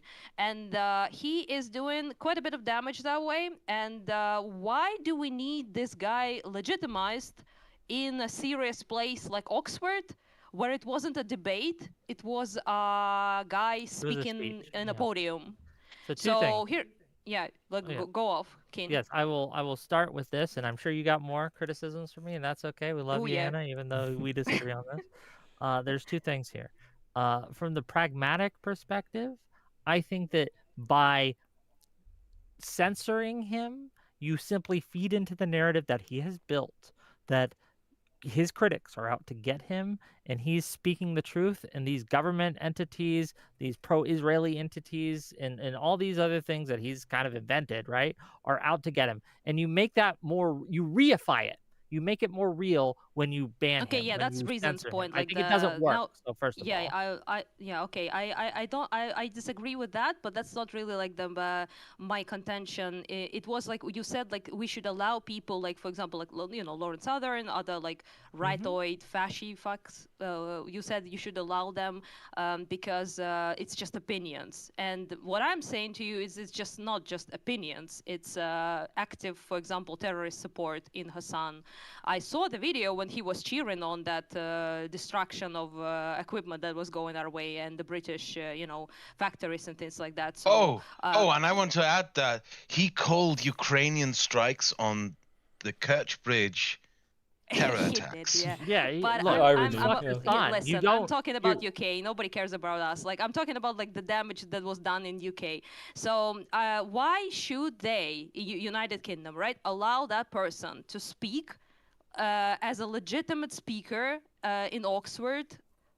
Why exactly? Like why do you think that's fuck? There was also the clip from Oxford Union, the clip from Oxford that he wants people shared, the one where he's like, people don't know about my positions on anti-Semitism, they should look at this clip. The clip is him saying that anti-Semitism is really bad, and that's why we should stop conflating or associating Zionism with Jews. Remember that? That's what he was saying. It's all Israel's fault. I don't it's all remember Zionism's this clip, fault. but I believe you. He says, that's basically what he's saying. So in a time where hate crimes against Jews in the UK are higher than they've ever been, Hasan is basically saying that like 2/3 of British Jews who identify as Zionists, by the way, are basically bringing it on themselves because they identify with Zionism, and which he thinks is equivalent to Nazism. So again, that's a clip from his last speech in Oxford that he wants people to see. It's him basically saying that Zionists are Nazis, and that if there is anti-Semitism, it's because people are conflating Judaism with Zionism, i.e. the majority of British Jews have it coming. He's fucking, I don't know. These are gross. But you wouldn't think any of that's a problem because it's all just euphemism. It's all just indirect, right? It is a problem. No, but like not like an incitement or like a threat, like a kind of like problem, but it like calling things like that incitement broadens the term in such a way that it's going to hit people that we don't want to be hit, and it's going to chill speech we don't want chilled. It's going to censor speech that we don't want censored. Yeah, but that's my like saying point that here is, can I just finish before we go in, right? Because you guys keep interrupting me, but that's okay. I love you all. My point here isn't that these aren't damaging or dangerous things to do. My point is that by censoring him, you are not fixing the problem, and that the idea of allowing someone to come into your country and speak ill of your country is actually a sign of strength. It's from a position of power, right? I allow people to talk shit I'm on me. American. I allow people to talk shit on me because Wick, censoring you're a them dude. makes me look You're weak. like on YouTube, dude. Like you're a streamer. Yeah, I love you, but you're not Hasan in terms of like influence and speaking in Oxford. Unfortunately Okay. not. If I was the size Unfortunately, of I would rather Hasan, you. Russia would be I would- in the dirt. Ukraine 100%, would be 100%. going to Siberia right now to take all of it. Oh no! Right? Thank Look, you. We that's don't need what would their shit. happen. But unfortunately, Yeah, but yeah, that's the point. Is that just I'm just saying that I understand your point about like it being like like making a victim out of him and it's not effective and like censoring him. We can talk about that. That's a whole other thing, right? But I just was where's the line basically, right? You said that people shouldn't be banned from countries. Well, he wasn't really banned. He was, but that's a whole other thing, right? No, hold on. He wasn't really Oh, banned. is He he? was effectively banned. He just was. Oh, yeah, For great, speaking, good he job, can't speak in UK. public. He basically, I mean, he could probably go on holiday anyway, there, but sorry. Anna. Anyway, that I didn't know that. That's fair. That's great. But anyway, point is, if you say that it's just an opinion, then should they have like Dugan? Should we have like people like that speak in Oxford? Again, as I said to Lonerbox earlier, if your country is being invaded, I'm willing to put No, these things in Britain, aside. not in Ukraine. In Ukraine, Yes. you should shoot them in the face. But like, if In Britain, for example, I do think that people should have the right to criticize their government's position and foreign policy, even to the extent that they are celebrating or saying it was good that one of their bases got attacked. I think that was he criticizing UK government? Was he just saying, "Damn, Steimer sucks"? He was saying, "Oh, it's awesome that they attacked this RAF institution." I believe. Like, what awesome critique that is. He supported terrorists within the UK. I mean, yeah, like that's I said, my I don't point. think you should ban him from traveling to the UK for that. If you want to combat him, and I think you should, right? There are much more effective ways to do it that do not feed into his victim narrative, but that just last actually thing, stop him. Where's then the line is? Like, what do you, in your opinion, Mr. I Week, can't give you an exact need line to because do? I can't tell you where the head starts and the neck begins. I can't give you that exact line. It's like convenient. porn. I know it when I see it. Okay. Convenient. Okay, I think I made my point. So yeah, I'm not gonna. Well, thank So if a media pundit from like Saudi Arabia had a record of talking about how base 9/11 was, should America let them into the country on a visa or like a? I don't think that alone should cause them to. And that's why half your country doesn't believe in elections, my guy. I don't think that's why. This is the inbred scat fetishists. They're everywhere. They're all over Wick's house. That's because free speech is based, but not when it's allowed just people to endlessly lie, brainwash, and do propaganda uninhibited by literally anything. So yeah, I'm not. Again, I'm not a fan. I'm not what propaganda is? Who decides? I'm not a what the lies Westoid are, though. I will say, things? you guys, have obviously the right to decide how that shit runs. Because I'm not a Westerner, I don't really share your views in that regard. So I will make a disclaimer that's my very much not a Westerner position, I guess. I mean, very quickly to say, Anna, I mean, we do have to be a little bit more clever about how we control freedom of speech. I agree with, yeah. Right? And if you look at what's happened, if you look at the spike in how many people have been searching for Hasan Piker, and it's shocking. It's even worse than I expected. How this has been portrayed in British media, it was kind of predictable, and it's just been good for him, frankly. And so we have to do it by more intelligent means. But the law is already there. We can go off the platforms. I just don't think your means are feasible, unfortunately. A lot of the laws already in place. They need to make it a little bit stricter, some Ofcom regulations. Yeah, I'm not going to argue on that point. I don't know the laws, so I can't talk with you about that without knowing what I'm talking about. So I think Astrid wants to say things. Yeah. Yes, Astrid, go ahead, please. Yeah. So I was going to say, so far as like the like seeing it as a terrorist attack because of like Ukrainian lives, I fully agree what happened was abhorrent, and as Hasan not condemning attacks on Ukraine is actually abhorrent, and Ukraine is somewhere that I want to go and I really want to show my support. However, I will also say, so far as like it's quite hard to actually like quantify a terrorist attack by downstream implications. like if you like cut the copper wiring to like an electricity like grid, and a bunch of factories lost power, right? And then one of them was like making drones, and those drones were going to Ukraine.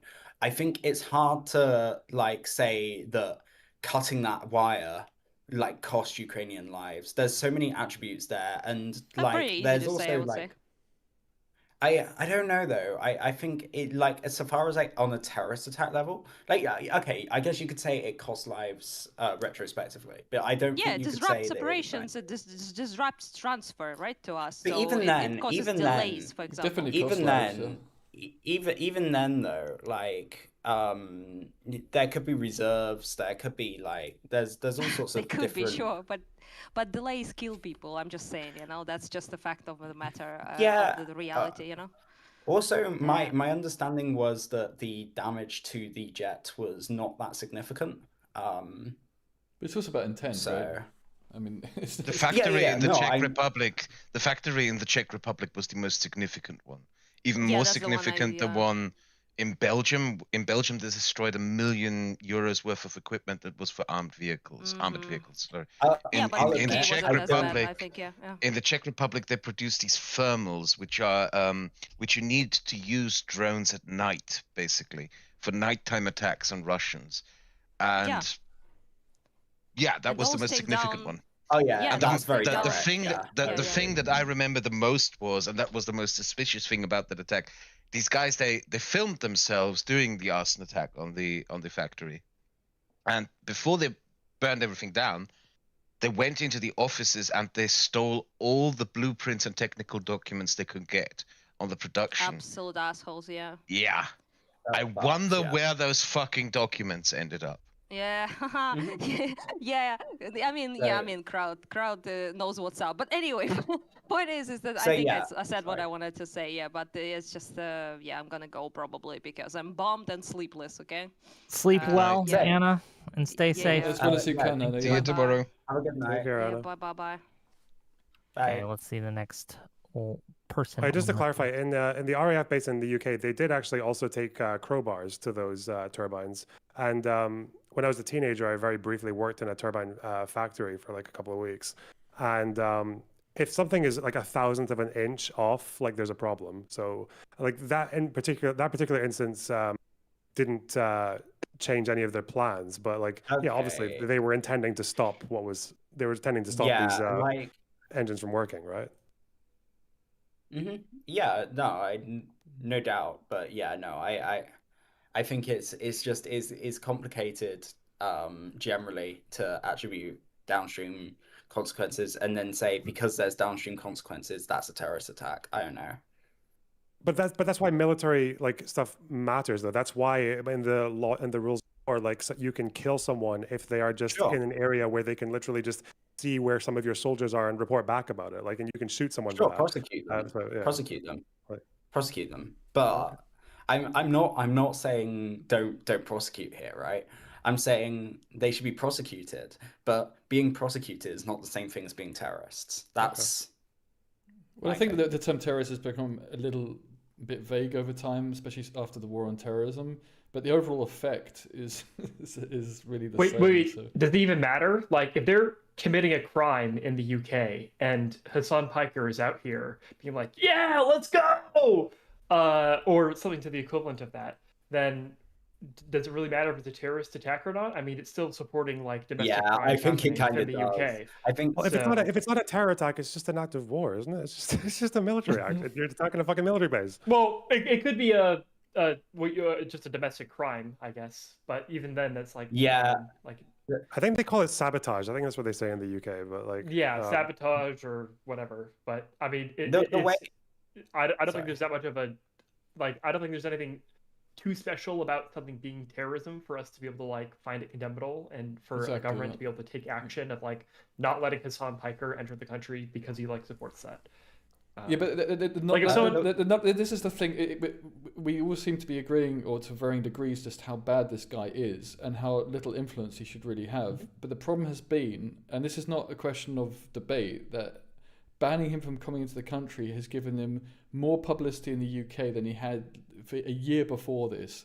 And he keeps popping up again. It's very frustrating to see him yet again in some of the newspapers that I read. It's shocking just how much he wanted to be banned. Okay, can we just acknowledge he wants to be banned? I think so. Yeah, this is good for him. It's fed into. Wait, hold. So it's are not we just under the impression that are we under the understanding that any public or any publicity is good publicity? Like how if there are newspapers out there. Have a look at the publicity. Have a read of the articles. I have to disagree with you on this, because that is exactly the tactic. Like, even if that is true, that is exactly the tactic that anti-woke YouTubers like Sargon of Akkad did back in 2016 and 2017. Deliberately push things where they knew that there would be consequences, severe consequences, and they did it anyway because they had this perception that, oh yeah, we have this narrative that we are all doing free speech. That's why I'm going to throw around the N-word in streams and then complain when I get banned from Patreon. That's why I'm going to threaten a MP, say like, oh yeah, I wouldn't even rape you, and get consequences in the news from that. Like, yeah, this might as a shock tactic work for a while, but it doesn't. It builds up and eventually it just breaks. And I honestly believe that Piker has either peaked or is at the verge of peaking in his popularity. Don't forget that all his endorsed. But I don't know if that's true. But that's a lot to do. Don't forget, all his endorsed candidates failed in California in the primaries. I mean, he's a controversial figure, and I think he might self-destroy, and hopefully that happens. But simply banning him on the smallest of all platforms, which is him going to Oxford, and then still allowing him to this day, he's probably streaming right now on Twitch, right? I mean, it's insane to prioritize that, and it then still amplifies on these other platforms. So the real okay, on net, do we think that Hasan Piker benefited, or was either remained the same or was hurt? Benefited. It's benefited from this so far. I think there's all the evidence. I don't see any evidence, and I haven't heard it or seen any evidence to the contrary of that. It also feeds into studies on victimhood. He didn't even have to spin it himself. The British media is so shitty that it did it for him, and it was predictable as well. So, I mean, if government institutions or if institutions continue to work against people like Hasan Piker, do you think in the long run it will benefit them or it will hurt them? I think they need to do it more intelligently. I think it will need to do it more intelligently. That's not so overt. By the way, so that they I'm heading off to bed. Kraut, it depends on what the media. It depends on what the media does as well. The problem. It depends on what the media does as well. Because my opinion is it's not the ban inherently. Oh, sorry, I was muted on my own stream.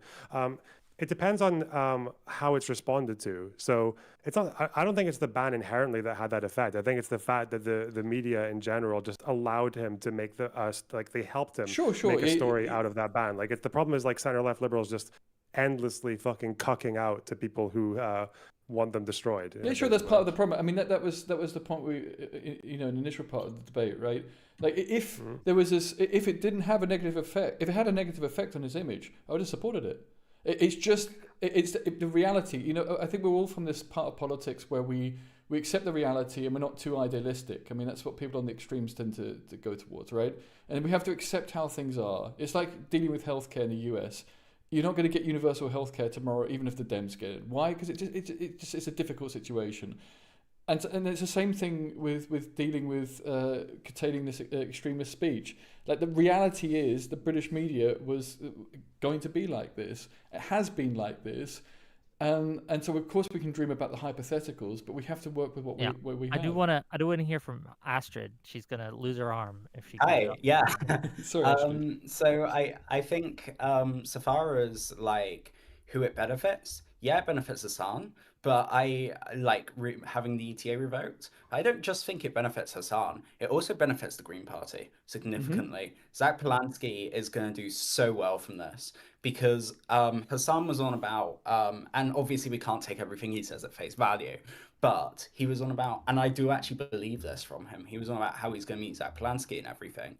And he can't do that now. And I think, honestly, from Zach Polanski's side, that's actually I've been censored. That's big, and that's actually going to spark extremes in the UK as well. I mean, the polling's not looking good for the Greens, thankfully. So, a big thing in the UK? Yeah, I mean, you guys don't really have very strong freedom of speech laws to begin with, so I figure being censored is another thing with your government, right? I mean, there's the whole controversy with like the online social media, police coming to your door, and all that. So... Sort of, but like I think that it's louder now. It's louder, and it's got more vocal like people on the left, I think. And the momentum was against the Greens more recently. It had been somewhat more positive political landscape for, say, the past month. And polling has gone, I mean, I think they're on 2% right now. There's this by-election. Like, this is a really critical time in UK politics. This is not a time to mess around either, because we have this Andy Burnham, who may end up becoming Labour leader. And even if he doesn't, there's this other alternative in which he joins the cabinet. And I think he's a good politician. He's a good speaker. And I think it will be good for the government to be strengthened that way. This may be a third path that people aren't really realising, that he may not actually necessarily directly go after the leadership. So this would be really, really good for British politics, for moderate politics. And it's very, very sensitive, because the Greens could split the vote, which seems to be what they're wanting to do across the country. So they won't get power. There's no chance of getting power there. There's a chance of giving the power to the right. And so it's a very, very sensitive time about that narrative. And I do, whether it makes a difference, I'm doubtful. Burnham is doing pretty well, but it will make some difference. And it's a question of if it makes enough to take away the power from Burnham. So I think we're playing with fire. It is a really not a good time in UK politics. I do want to risk this. Yeah, I do want to let our caller Gogu. Is that how you say your name? Yeah, Gogu. What's your thoughts? What are you here for? What do you got for the panel? So I heard, I think in the beginning, Reason Riffs say like he wants to know if there is an example similar to this Hasan case working to kind of diminish the popularity of the creator. I have a case in Moldova where a journalist, popular in Russian circles and also in Moldova, came to Moldova to do stuff around transition. Mm-hmm. They were actually dismissed right at the airport, saying, no, actually, we're banning you, get away. They were not banned from Telegram, which was the main infrastructure where she used to say like, oh, look at me, I am now like harassed / like targeted by the Moldovan government. Yet her popularity did not increase, even though she's a relatively popular journalist. Okay, and this was quite recently, or this was 2017, but there was also other like cases in 2023 with the Transnistria crisis with electricity. Yeah, it's been quite good for the possibility of unification of Moldova and Transnistria. And I must say, I mean, I've been to Moldova. It's another country I love, and I wish it all the best. But I when I'm talking about cases like this, I'm also talking about people that have such a massive online presence. I would have supported it if Hasan didn't have a presence elsewhere, and he would just go off into the darkness and go and read his propaganda books, whatever he wants to do. But it isn't that. He has an online presence that's now been amplified as a result. So I think the Transnistrian Moldovan discussion, I mean, it's a bit more overt when people are propagandizing in Moldova. And so it's a little bit easier to tackle it with these types of measures. So I'm not in principle against these types of measures. It's just in this case, and practically speaking, with the British media, how he's going to be portrayed, the links he has to people like Owen Jones and Zach Polanski, it has been what I predicted, and what I think other people would have predicted. So I'm not saying that every case it doesn't work, and it'd be interesting to look at the cases where it does work, because of course we do that again, right? We should have an evidence-based approach, but this hasn't worked very well. And in Britain already, in other cases, I think also on the far right, when we've banned people from coming in, these nutcases, I think it's just made the extreme even more extreme. And it is pushing people towards saying, oh, freedom of speech is lost in the UK in any meaningful sense, which is not true, but it is still feeding that narrative, and we should be careful about feeding that narrative. What do you think do you think Hasan Piker is a radicalizing force for those on the right? To some extent, he's more radicalizing on the left, but his ban has also helped What I mean is, like, do you think there are people on the right that looks at Hasan Piker that, like, let's say you have like a moderate conservative, they look at Hasan Piker's like, holy shit, this is what the left is like, and then they decide to go vote further right? No, I don't think you're going to get you're talking about center right, potential center right voters. I can't imagine how that happens, although the craziest things happen in these sports. Sure, it's called reciprocal radicalization, where the extremes on the opposite end are used by the extreme on your end to pull you more extreme. So what would happen is people like Asmongold would point at Hasan Piker and say, look at those wokies, look what they're doing. They're pro-Russian, blah, blah, blah, blah, blah. And people will be more likely to listen to Asmongold, become more radical, etc. And Hasan Piker will do the same thing. He'll point to Asmongold and say, look at those chuds, look at those racists, look at those things, right? We need to fight them more effectively. And it pulls people to him. They work in tandem, hand in hand, and it's a whole thing, right? Reciprocal radicalization. So that's how it works. I'm gonna have to It's a different. Okay, Lonerbox, always a pleasure. See you later, buddy. Yeah. All right, see you. I was gonna say if you. Oh, sorry. Continue. I was gonna say it's a different issue, but it's very similar on like trans rights in the UK. They would always pull in like the most crazy people for the news, and yeah, I think that's why people like the 100 genders stuff was why, yeah. So the reason why I bring this up specifically is because I think Hasan Piker does represent a bit of a reciprocal radicalization force, and I was wondering, I guess, I don't know if you've really considered that before, considering this conversation, but if you had, I would have asked if you thought that the reciprocal radicalization would have done more harm versus the splitting of promoting the Green Party with his band and thus splitting the vote more. I was wondering which one you would be more concerned about in that situation. Is this to myself or? Yeah, I think both of you are from the UK, so I think. Right? I mean, of course, there was a risk that his. I mean, he can be a charming guy when he's not talking about women, or electrocuting dogs. But he, yeah, I mean, of course, there was a risk, and this is the difficulty. You know, I come from a science where you can do repeated experiments and change a variable, and to be frank, none of us have that ability with regards to history and politics. And so we have to be a bit careful about being too strong in our views. And there is a risk of the alternative reality in which, you know, he'd come to the UK, it was very charming, you know, photo ops with Zach Polinsky, and the Greens would have got more support. But if you look at the last time he was in the UK and just looking at the numbers, looking how much he was in the media, I don't believe it would have been very different from that. And I contrast and compare. I had these plots. I mean, they were relative plots, so it's kind of hard to read, but it basically was up from the highest point, and like this sharp peak around this point in time in searches for Hasan Piker in the UK, specifically in the UK context, compared to the last time, which was just a noisy landscape. And so clearly he's been searched for. My own mother has been asking me about this guy. He's got such, and he's written about in harmless, you know, soft little lamb type ways in the media. So my mother thinks, oh, this is a cool guy. I had to explain, no, he's the guy who banned me from his channel because he certainly doesn't believe in freedom of speech, right? So the way it's being portrayed, it's absolutely horrific. I'm not even too sure we could have predicted how bad it would be. So, of course, the alternative never happened, so we can't say exactly what would have happened. And in fairness to you, it is a point that he could have come to the UK, lots of wonderful photo ops, and had a similar effect. Or, yeah, I mean, I have to be open to that point, but I just don't see the evidence for that.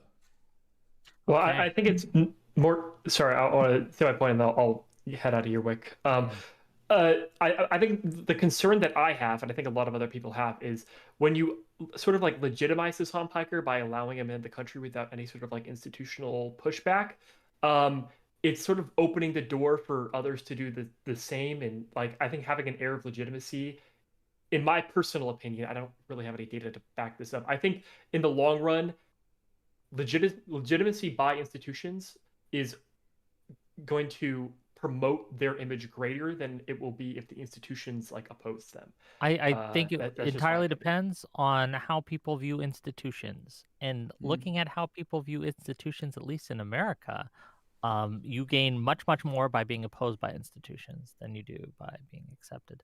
But thanks for calling in, buddy. It's a really good point.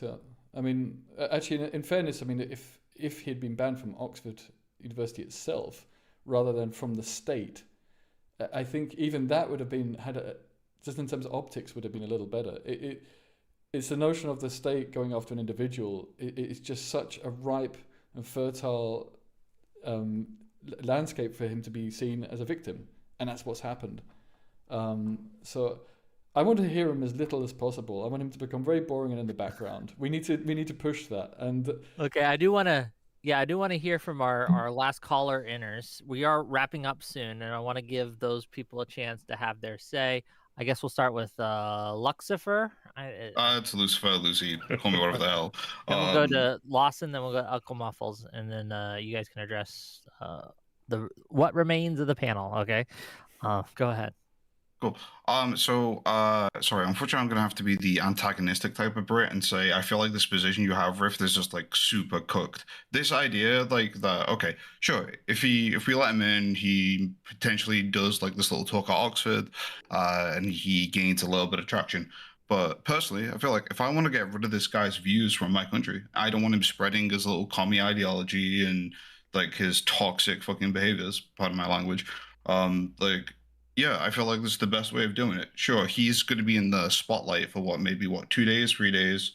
People are going to like hype him up with like, oh my God, Hasan's banned from the UK. But on the plus side, well, he's not banned from the UK. He's not banned. I mean, no, he's not. Yeah, he's not banned. He's not banned, right? But like, he's not going to be able to come back. He's not going to be able to develop connections as much. He's still going to be able to. He's like, sure, he can do his like call and stuff if he wants to do stuff like that. But it limits his like spread within the UK. He's not a household name in the UK. I know you were talking earlier about how like your mom was asking about him and stuff. Yeah. But look at his demographics. Like demographically, 13% of his audience is Europe, right? What percentage of that is the UK? I couldn't find out specifically. But most people in politics don't know him besides maybe like young Corbynites or like people who are very online regarding politics. So a lot of the young online, preventing him in is probably the best way to limit any reach he has like within this country, especially regarding like the current state that we've had with letting people spout horrible ideas and horrible ideologies in this country. Looking at Tommy Robinson, looking at Nigel Farage, looking at like just anyone from like Restore Reform UK. Yeah, but it's exact same. They're allowed to spread their speech as much as they are without repercussion is generally what's made this country go to hell. Yeah, but it's the exact same issue with... So he addressed me. I need to make this point really clear. Like, this is why I had this analogy with like two venues, one with 100,000 people, one with 5,000 people. I don't think we disagree on very much here. It's simply that he's still streaming to the UK right now. Tommy Robinson can still share messages right now. We've got Nigel Farage who can go and share messages on X right now, absolutely lie through his teeth. It is by far the biggest venue in the modern day, and it's affecting the youngest. The youngest that are more likely to be online, they're more susceptible. Once people are radicalized, de-radicalization just keeps people shut up. It's very rare that people actually change their views. We need to stop the radicalization at the beginning. I don't think you disagree with me on this, but the point being is... I could agree, but I feel like your analogy is a little bit off. This is like, okay, a guy comes to a venue, gets like 10,000 people, but he does that venue every other month, compared to the guy who comes and does the venue one time and gets 50,000 people.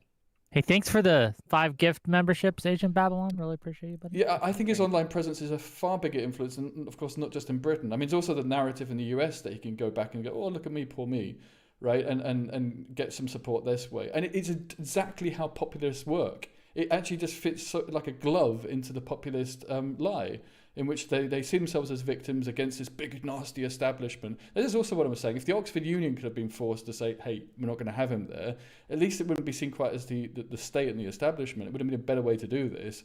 But the way it's been done, the optics that have happened, the search results as a result, it's just been good for him. And his main platform's online. And we need to ban him online if we're going to do this. And I support that, right? Because otherwise, this has actually just made things worse. So I don't think we disagree with the ends here, but these means it's just old-fashioned. It's old school. It's just really like from 15 years ago.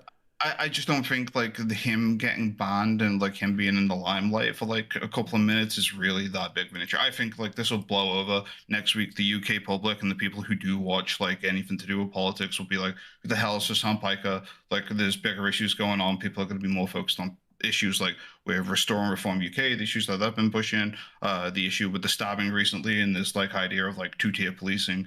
I feel like Hasan Piker for the UK specifically, he's just a flash in the pan, and like no one's actually going to give a damn about him after this. I must say, by the way, and this is anecdotal, so take it what it's worth. I live in Germany, and I am shocked by how many people here know who Hasan is, and Destiny, to be honest. And how many people support him. It's scary. I spend enough time talking to these people to try and, frankly, de-radicalize them. But I think he has more support than we realize, especially among the younger generations. So I think we both agree on like the seriousness here, but we've got to be more intelligent about dealing with this because it can really backfire. Two things. $10 from Nobody Chef to say pretty black pill, to be honest. Pushing crazy speech out leads to growth of it, as does not controlling it. All I can do as a Southern U.S. dude is talk to neighbors in real life and hope for the best. Thank you for the $10. I want to give it to Astrid, but then I want to let our callers go too. So Astrid go, and then Lawson. So I think from my perspective, like, how did banning Tommy Robinson go? Tommy Robinson, once upon a time, he was just like a Rebel News presenter. Like, he had like a little bit of clout from like within his circles from like the EDL and things, but a lot of people just saw him as quite thuggish. Then after he got banned from YouTube, and he got banned pretty hardcore, his reach, they actually did it in such a way that like he wasn't banned, but like every video was like pretty much unlisted. And after that happened, he was able to make a I'm censored argument, and then it was a snowball, and he suddenly started growing more members, and then there was the Unite the Kingdom rally, and like all of this happened because he was censored. So I think it's important to like look at that. And yeah, I would. Sorry, do you mind if I respond? Or... Go real quick, Sure. and then we gotta move on. Yeah. Like, I don't think it's because he was censored though. I think it's because what he latched onto, like with the grooming scandal in Rotherham and everything. Like I just feel like he was lucky like twice a day, and he was able to latch onto that. And unfortunately, as we've seen in the UK, racism is unfortunately a popular position in this goddamn country. But I mean, Britain First tried it though. Britain First tried it as well. I mean, it's a bit different with Tommy Robinson, right, about doing the in-person stuff, because he does that frequently, and then of course he's banned from YouTube, but he's not entirely banned from the internet. Implementing these types of measures are going to be difficult, and it just goes to show you when you ban them in small part, that can actually be worse than if you can find some way of, or being a bit more bold in terms of how you ban these people, and how you reduce the ability for them to speak. But I mean, yeah, it's always going to be a risk, whichever measure you take. And this is the other point I was making earlier, that we never really know what the alternative exactly would have been. It's kind of difficult to say, oh, well, it would have been like this either. So I just it's counterfactuals and exactly, right? But I think we do need to be bolder. I think this is the point that Loner and I were agreeing on. I think it's also something you said like you agree with. We do need to be bold in how we do it, but we do need to be intelligent. We must not give them that victim narrative. I feel like this has been handled badly by the Home Office. I just think there's... And it will continue to be handled poorly by the government. The government will handle it poorly. That's why I think that we should look at other avenues in censorship. I am interrupting because I do, again, we have a limited time and I want to make sure everyone gets heard. Lawson Harrison, please go. Oi, bros. How's it going? Yeah, good, thanks. Good. Cool. Hey, what's up, Wick? I had one like short statement and then a question. Wick, just interrupt me if you gotta go. I think one of the problems is, especially in America, I don't know how it is over there, but we've forgotten what it's like to have political enemies versus political opponents. Like, the difference being a political opponent is somebody who you could lose an election to and then say, oh, well, that sucks, we'll try again in 4 years. But a political enemy is somebody who, if they win an election, then there's a fight, there's a war. And I think people don't understand the difference between those two. My question is, what do you guys think about the UK government like banning Twitch, for example, or banning platforms like that? Like Brazil, my wife's from Brazil, they banned Twitter. Mm-hmm. So what are you guys' thoughts? Well, that's exactly what I'm suggesting. At least is threatened, or they can throttle it. so that it makes it, like a website from the 90s. They could go after specific creators on there, or basically banning would probably be the best thing. But it should be the option of last resort, and force the platforms to start taking this seriously. If they're going to make all these millions off it, they should also properly censor what goes on there. I think Brazil, which was an example that Lonerbox brought up, was I want to look into that in more detail, but it sounds like a successful measure to get rid of their insurrections. So, yeah. I'll say, so far as like on a technical level as well, I'm kind of opposed to these blocks because by having these blocks, you're authorizing deep packet inspection, and I don't really like ISPs doing deep packet inspection generally. But UK already does that. I mean, right? I mean, it's quite. Yeah, no, I know they already do it, but I'm opposed to it. Yeah, I mean, in an ideal world, I agree, Astrid, but if the UK's already doing it, it also means it's one smaller step, and then doing it for good rather than just blocking people from downloading, content for free, which is most of the way they use it right now. Yeah, but it's also like it's a rabbit hole.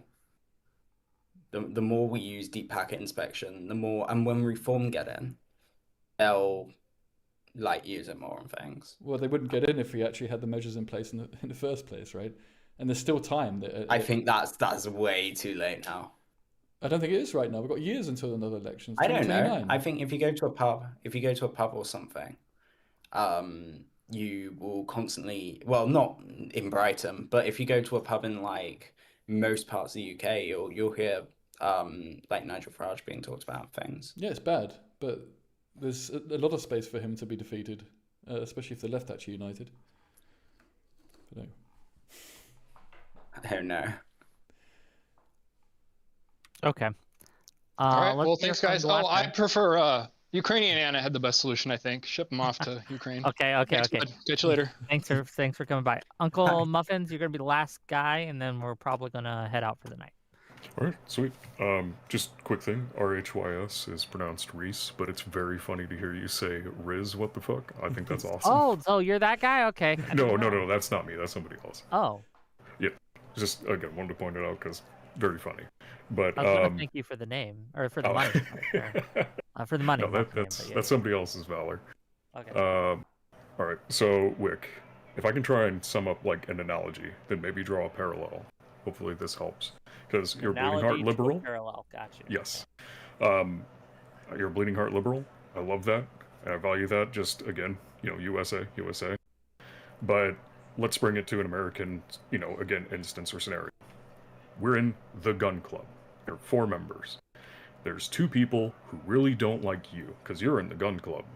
But the number 1 rule is everyone has to have a gun. One of the people who really doesn't like you isn't going to do anything actionable, but they're going to whisper into the other person who doesn't like you that, you know what, you should probably just shoot Wick. Fuck it, right? You don't like him, I don't like him, that'd probably be a cool thing to do. The other guy goes, you know what, yeah, I like shooting guns. So he shoots you in the foot. You go, what the fuck? We gotta take his gun away, this guy's crazy. But then the 4th person goes, no, everybody in the gun club has to have a gun. What should you do? Obviously, he shot me in the foot. We take away, we arrest the guy who shot me in the foot. But is he in the gun club and still has a gun? Well, he doesn't get a gun in jail, so no. Okay. That would be great, except now we live in the world where the jail doesn't exist. What do you do? Oh, okay, so no jails exist. Well, obviously I shoot him back. Okay. So how do we actually shoot back in this instance regarding what's going on currently with the Hasan ETA revocation? I think that the conduit kind of take down a nuke or whatever, things like that, a lot more things like that. We fight his rhetoric with rhetoric of our own. We have discussions like this where we expose his tactics. I think all those things are fair game and we should do more of it. And they are effective, to be clear, right? Things like the shot collar shit. It had an impact on him. It hurt him. There are other things that we can do of a similar vein that would absolutely have an impact on his influence and power that would not risk some of the externalities or the second order effects, I should say, of censorship. Okay, fair. Can I, Muffles? Can I add to your analogy that we're not in a situation where we all have the same guns, right? I mean, Hasan has got a bunch of M16s and a lot of ammunition, and we've got some. Sorry, I'm not a gun guy, but we've got some kind of little pistol with a lot of small caliber bullets. Brit, not a gun guy. Color me I'm an archery Crazy. guy. I'm an archery guy. Hey, I like bows and arrows. Well, an archery guy. Okay, you're bringing a bow and arrow to a gunfight, bro. Yeah, but I'm making but fun that of you. is what we're doing. No, but that follows the analogy. Thank you for that. Thank you for that, Wick.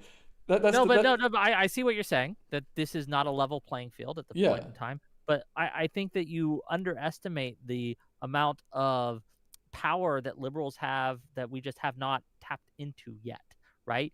We've tried with various organizations and various programs and things like that, but we have not yet kind of awoken our full potential. And I think that once we do, we will drown him out. Yeah, but look at the Destiny Hasan thing with how Twitch has treated them both, right? Like Hasan can come off and spell anything he likes, and then Destiny's never going to get his his channel back on Twitch. Clearly, like the odds are stacked against us so heavily by the way these platforms are owned and run, and so I mean, following this analogy, I mean, what is it like a 155mm artillery piece compared to a pistol? Like the difference is so extreme. And we've got to try because we can try, and that's what we're doing, right? But whether that's enough or not on its own, without some balancing of the gun club, shall we say? I agree that there needs to be a leveling of the playing field. What you want to do is censorship, which is take away his guns or reduce his caliber. What I want to do is pack my own, right? I want to pull up with a tank, right? Or a fucking stealth bomber, which is, again, both attempts to tackle the problem, but one is reducing and the other is addition. But I don't want to take there's limits to this analogy, right? Yeah, but there's I don't want to take his guns away. I want the shop to close where he buys the guns from. See why the limits to the analogy here, right? Well, I think I think we could buy weapons from that shop too. Yeah, I think the owner is a bit biased. I think that there are other shops. Like we could just add things to this analogy if we want to make it work. Yeah. But so the big thing is you kick him out of the gun club. That's the actual answer. I do have to end the show, unfortunately. But gang, if you enjoy what I do, hit that like button, hit that subscribe button. Give me money. Next week, I want to do, and I haven't even booked for this yet, and I need to. Monday, I want to have a discussion about Plattner. Graham Plattner. We need to have a talk, you and I, dear viewers. Maybe it'll just be me. Maybe it'll just be me giving my thoughts. But yeah, we need to have a discussion before the primaries end, which is on the 9th. So Monday it is. Monday we're having this discussion. If you have big thoughts on Graham Plattner, positive or negative, hit me up. I want to hear from you. I want you on the show. Friday, we're going to have a discussion, another British style discussion. Let me get the specifics here. Is Britain too afraid of racism to protect its own citizens? Let's talk about it, and we'll find out. Is there a two-tier justice system in Britain? Let's talk about it. It's going to be find out. We're going to have Lucifer, I should say, and Streamrift, and they'll be debating that. So tune in on Monday and Friday, and I'm sure we'll have shows in between. I love you guys. Stay safe. Goodbye. Have fun. Peace Good out. luck. Don't die. Good night. Bye. That was nice. That was good. You guys liked it? Yeah.